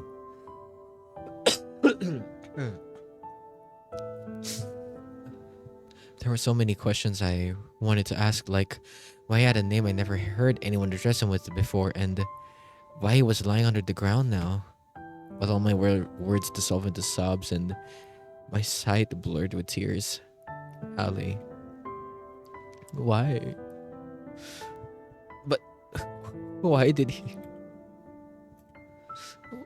When did this happen? Shortly after you left. What? It's been a year. Why didn't you tell me? Because I didn't want to make you worry. You just left. You're starting a new life. We only wanted you to remember the good memories. I knew the truth would have to come out sooner or later. And I've been stealing myself for it. But I just didn't know where you were going to be back so soon. Sander was trembling, and his large stature shrinking in guilt. Okay, I understand. You must have your reasons too. Let's talk this out, okay? I want to know what happened. I listened silently as Sander recounted the events that led to this tragedy. A week after I went abroad, Scott went on a solo camping trip. He didn't tell anyone where he went, but assured them that he'll be back soon. But he never returned. Worried, Rev, Kyle, and Sander filed a missing person report and even looked around the city for him. The police found Scott's body almost a month at, later in the lake. Investigations continued, but failing to find evidence, they ruled Scott's death as a case of suicide. Soon after the case closed, Rev, Kyle, and Sander saw each other less and less. I could understand how they felt. First, they've lost Nate, and now, why was this happening? Rev and Kyle believed the police. They believed that Scott unalived himself. He has been acting pretty weird since Nate's death anniversary. You noticed that too, right? Yeah, he was acting kind of off since then. But I refuse to believe it. I think that someone killed him? Now that I'm a police officer, I've been using my privileges to investigate Scott's death secretly. But I've got nothing concrete so far. One huge takeaway I got from investigating was Scott's background, though. Oliver Matthiesley is the heir of a famous conglomerate, the Everlong Holdings. You've heard of them, right? You mean the company that owns a chain of luxury hotels and shopping centers across the globe? Yes. No way. I know, crazy, right? Who would have thought? Scott looks like he lives on the streets. That's not very nice. But hey, that means that he must have had many enemies. Yeah, it wouldn't be surprising if many people were after his life. I came across rumors that Oliver was disowned, though not sure why. But the timing coincided when he first met Nate. Nate and Scott. They're both full of mysteries. Yeah, Nate didn't tell us a lot of things, and neither did Scott. Did you find out anything about Nate? Kyle once told me that Nate didn't like talking about his personal life. Well, Scott was just hiding his identity from us the entire time. Nate is a different mystery altogether.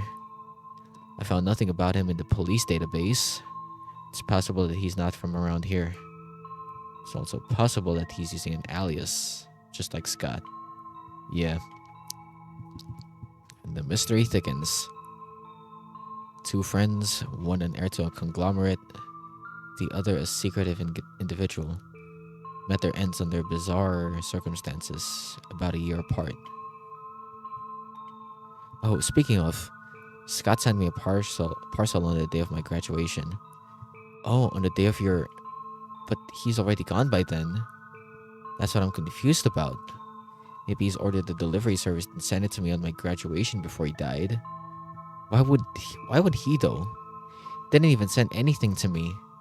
Let me show you what he sent. I brought it with me. I took out the card and necklace Scott sent me. This handwriting. Whoa, it really is from Scott. But what is this necklace? I've never seen it before. Looks damn expensive. I tried opening the locket, but it won't budge. Let me try. Okay, but don't break it. I handed Xander the locket and watched anxiously as he used his big hands to force it open. Wait, I gotta get myself to order some shit though.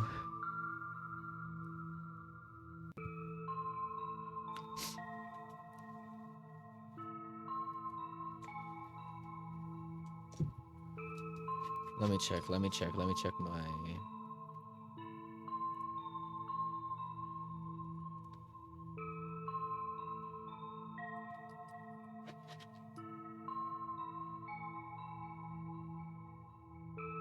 Hold on, y'all.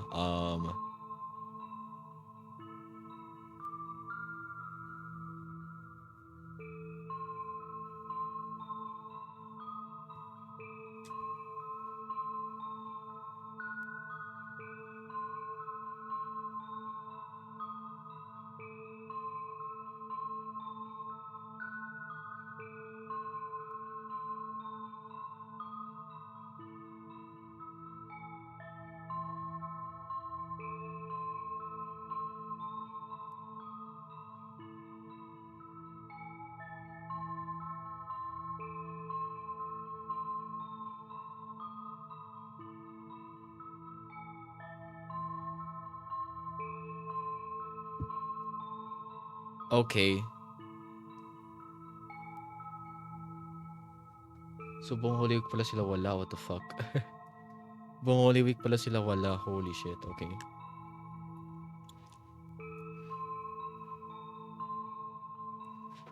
Okay, so, yep. Stop. That's enough. You're going to break it. I think I'll just go to a repair shop later and ask him to open it. Gotcha. Let me know what it contains. Oh, right. There's something I want to show you as well. Sander brought out a tin box, laying it out on the table. This, isn't this the time capsule he buried in the park? Before Scott left for his trip, he entrusted it to me. I didn't open it until after he. So, why are you showing me this? You once mentioned that you had a pen pal, right? What was their name again? Apple something? Yeah, Apple Strudel. Sander heaved a sigh, his lips pursing in an uncomfortable revelation. Then it can't just be a coincidence, right? What do you mean? Here, open it.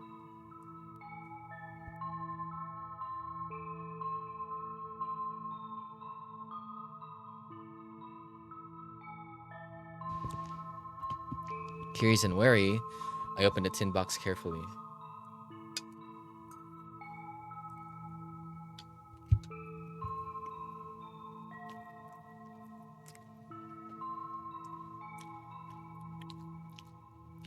Inside lay a sole envelope with only a piece of thin paper inside. This is the envelope containing Nate's letter for all of us. However, there's one letter addressed to someone we don't recognize. It's an address to someone called Lunar Princess. So Nate is yo, what? Nate was our pen pal all along? That's crazy.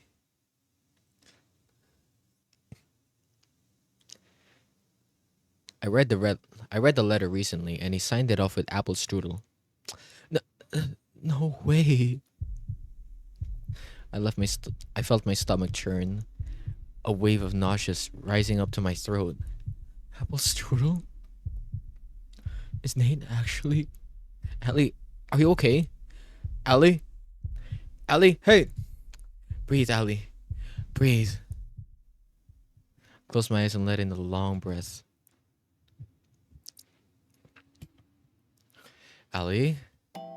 So my pen pal is actually Nate? Who would have thought? Fate works in very mysterious ways, huh?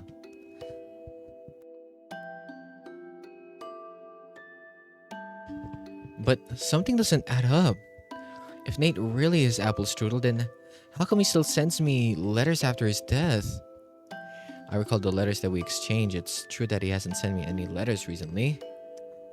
But I received Apple Strudel's letters even after Nate's death. We had an actual conversation as well. There wasn't a way he would pre-schedule it or something. So the mystery thickens. We sat there in silence, staring at our coffee, now cold. This came as a shock to me. Could there be some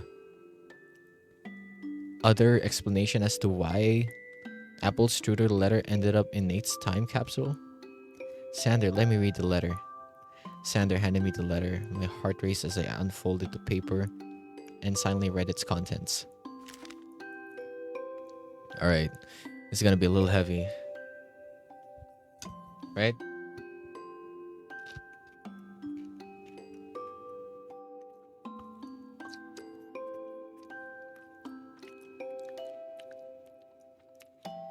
Dear Lunar Princess, this letter is a time traveling letter sent to you from the me 5 years ago. How are you doing now? Have you finally finished high school or university? Did you perhaps get that dream job you wanted, or did you choose a different path altogether? Regardless of your choice, I trust that you made the decision that you won't regret. You are where you need to be now. And if you ever feel that you're lost, look back and be proud of what you have accomplished. I'm always proud of you, Princess, no matter where you are right now. I hope, even after long, harsh years, that we'll continue to be pen pals. May our friendship never end. Hugs and kisses, Apple Strudel. The handwriting, the tone, the emotions. This is Apple Strudel's work without a doubt. So does that mean I've known Nate even longer than Sander and the others? Does that mean he saved me too, just like how he did with the rest? Oh, Apple. I feel tears welling in my eyes. I initially felt the urge to cry, but the more I resisted, the harder it is to control my overwhelming emotions. It's okay, Blockhead, just let it all out. That command, my tear ducts opened like a dam, letting out all those suppressed emotions buried deep within. The shock of losing Scott, the revelation that the late Nate was my pen pal, the dissolution of the friend group. It was all too much for me to bear. Sander reached his arm out and patted my shoulder, consoling me as I cried, which only made me cry even harder. There. Should I take a photo for the memories? Don't.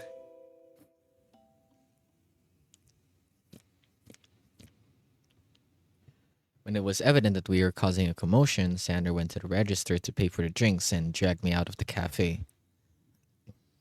I stopped crying after some time. My eyes were still swollen and I was pretty sure my face was an ugly mess, but for once, Sander did not tease me. Instead, he seemed to be deep in thought. By the way, do you want to visit Rev? Oh, sure, but is she busy? Well, she's probably busy with her baby nowadays, but she has a baby? Oh, yeah, she didn't tell you, huh? She got married some time ago. Why didn't anyone tell me? Sorry. It was a rough time for her, too. I guess she just didn't want people to know about it. What other secrets are you all keeping from me? That should be about it, really. How about Kyle? How is he doing? Kyle is seriously busy these days. He has to take over his family business and has been working his ass off these past few months. He barely has time to catch a break. Oh no. Does that mean he gave up on his dreams to be a musician? Oh, Rev's house is just right around the corner. Let's go and say hi. Run! Get out of there! The sudden shout redirected our attention to the source of commotion. What's going on? It happened in the blink of an eye. There was a barely audible shout, a strong yank that brought me to the asphalt, and the first smell of blood and flames.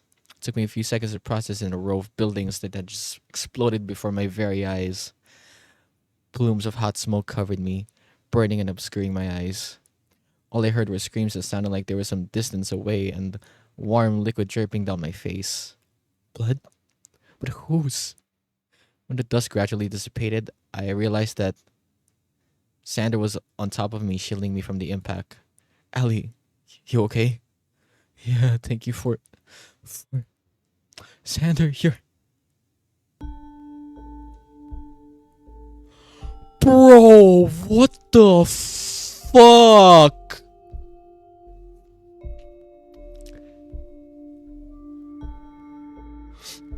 Bro, what the fuck?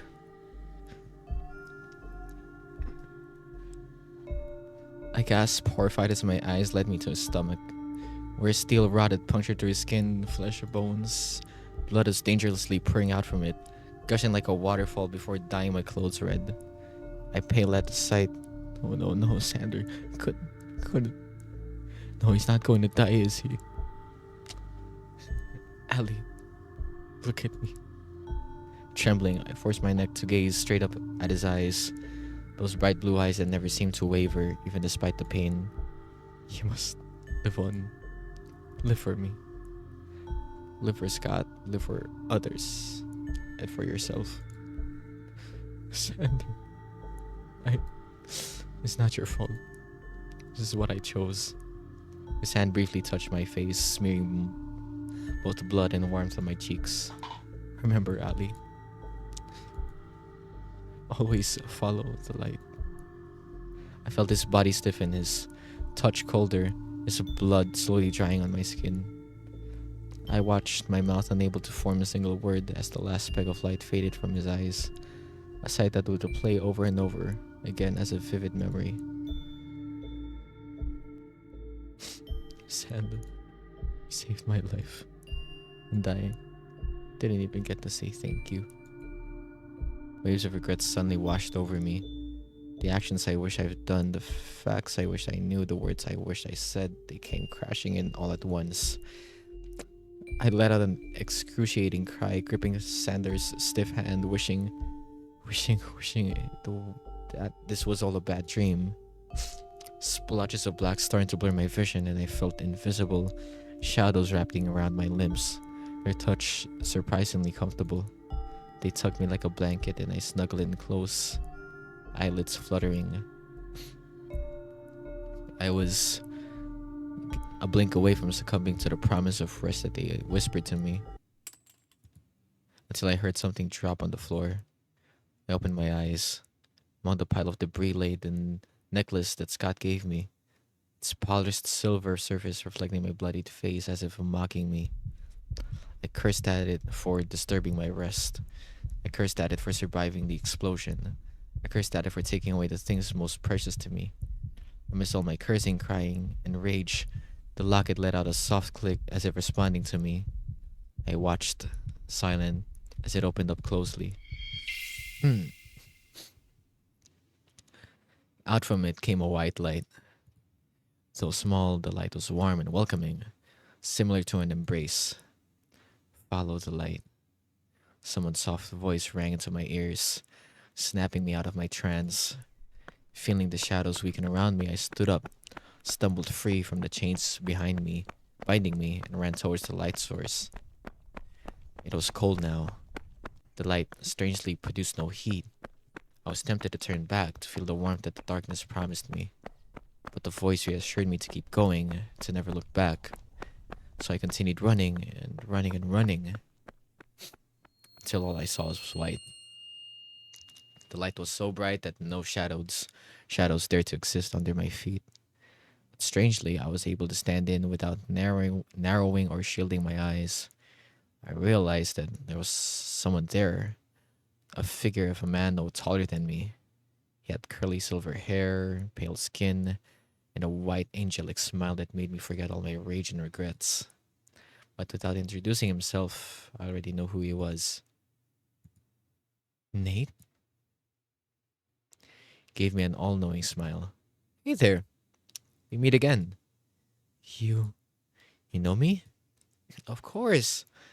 I've been watching you, Allison. All your happy moments, the relationships you built, the hardships you've been through. They're all written in the letters you sent me. So you really are Apple Strudel. You knew who I was from the very start? And you also led me to meet the others? But how and why? He turned around and merely gave me an all knowing smile. I've done my part. Now I pass the baton to you. I opened my hand, revealing the pendant. It's your turn to light the path for them now. Their past, their present, and their future. They're all in your hands now, Lunar Princess. Nate, wait!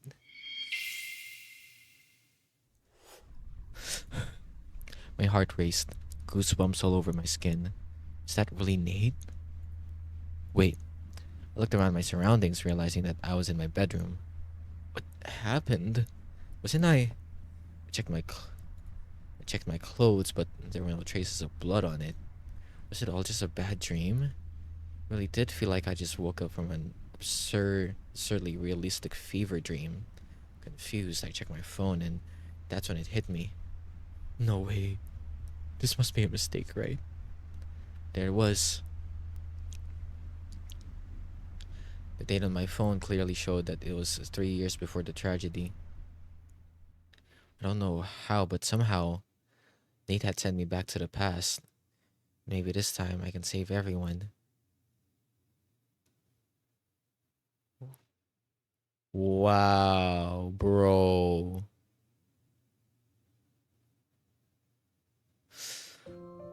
Wow, bro.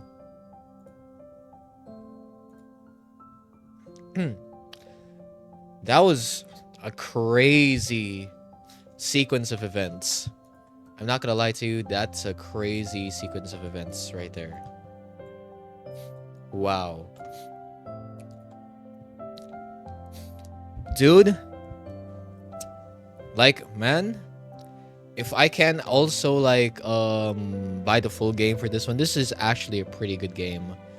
Though I'll also like, try to, skip to the part where where Ali is pretty much trying to save everyone from the upcoming tragedy, like with either Nate, or Scott, Sander.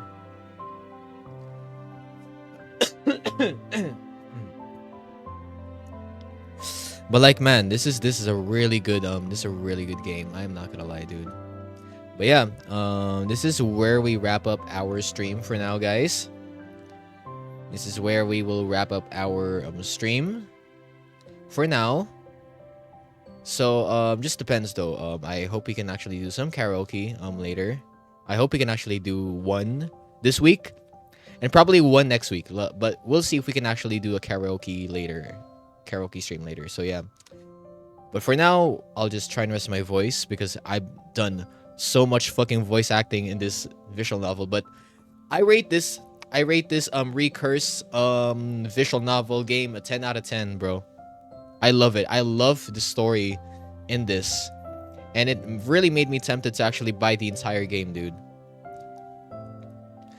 And yeah, if you guys wanna check this one out, yes, it's on Steam, it's on itch. So yeah, colon and curse. So yeah, that's how the game is spelled at. But anyways, let's go ahead and head into our let's go ahead and head straight into you know um our chatting screen. But yeah, that was a really good game, guys. You guys, definitely should check it out. And as well, if in case I'm gonna be posting posting this one on YouTube, thank you guys so much for joining me in this journey in this game called Recurse. I really really love the game. This is just a demo version of it, and I am looking forward to play the entire game because I really do think that this deserves another stream for it. So yeah. Yeah, thank you guys so much. I really, really do appreciate it. And to everyone stopping by in the stream, thank you guys. Kosa, Rui, Silent Wolf, Rolly, Sokapion. Thank you guys so much for joining me tonight. I really, really appreciate each and every one of you guys. Like, in the bottom of my heart, I really do. I really, really do.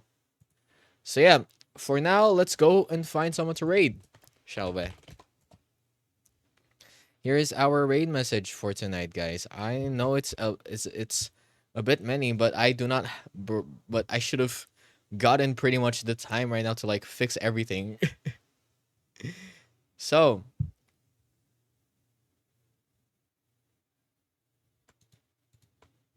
I'll just go and check it out. I'll just go and check, guys.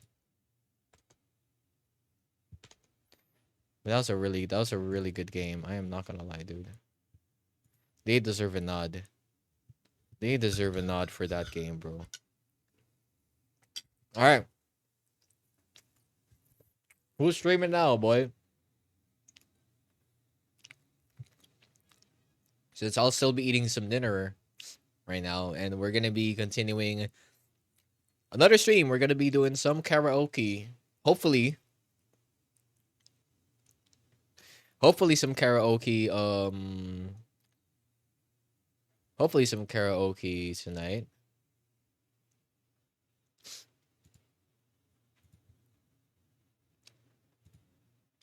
But yeah, let's see who's actually live. Cause yeah, we rated Tuki already before. We already rated Tuki once actually. So yeah, let's see who's live right now.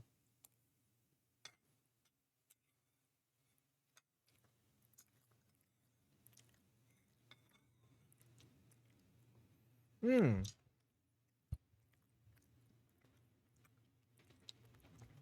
I'm thinking either Wasa or Naya. But I'll try going with Naya first because I'll try going to Naya first actually. Or actually let's go and go to Wasa instead, Like I've been watching last just this morning. So yeah, let's go and give her some love, guys. So yeah, there you go. Thank you guys once again. I'll see you guys in a I'll see you guys in a little bit probably because yeah, I'm still gonna be eating some dinner, and I'll see if I can also prep for a karaoke stream later. So yeah, I'll see you guys again, guys, and goodbye. Yay.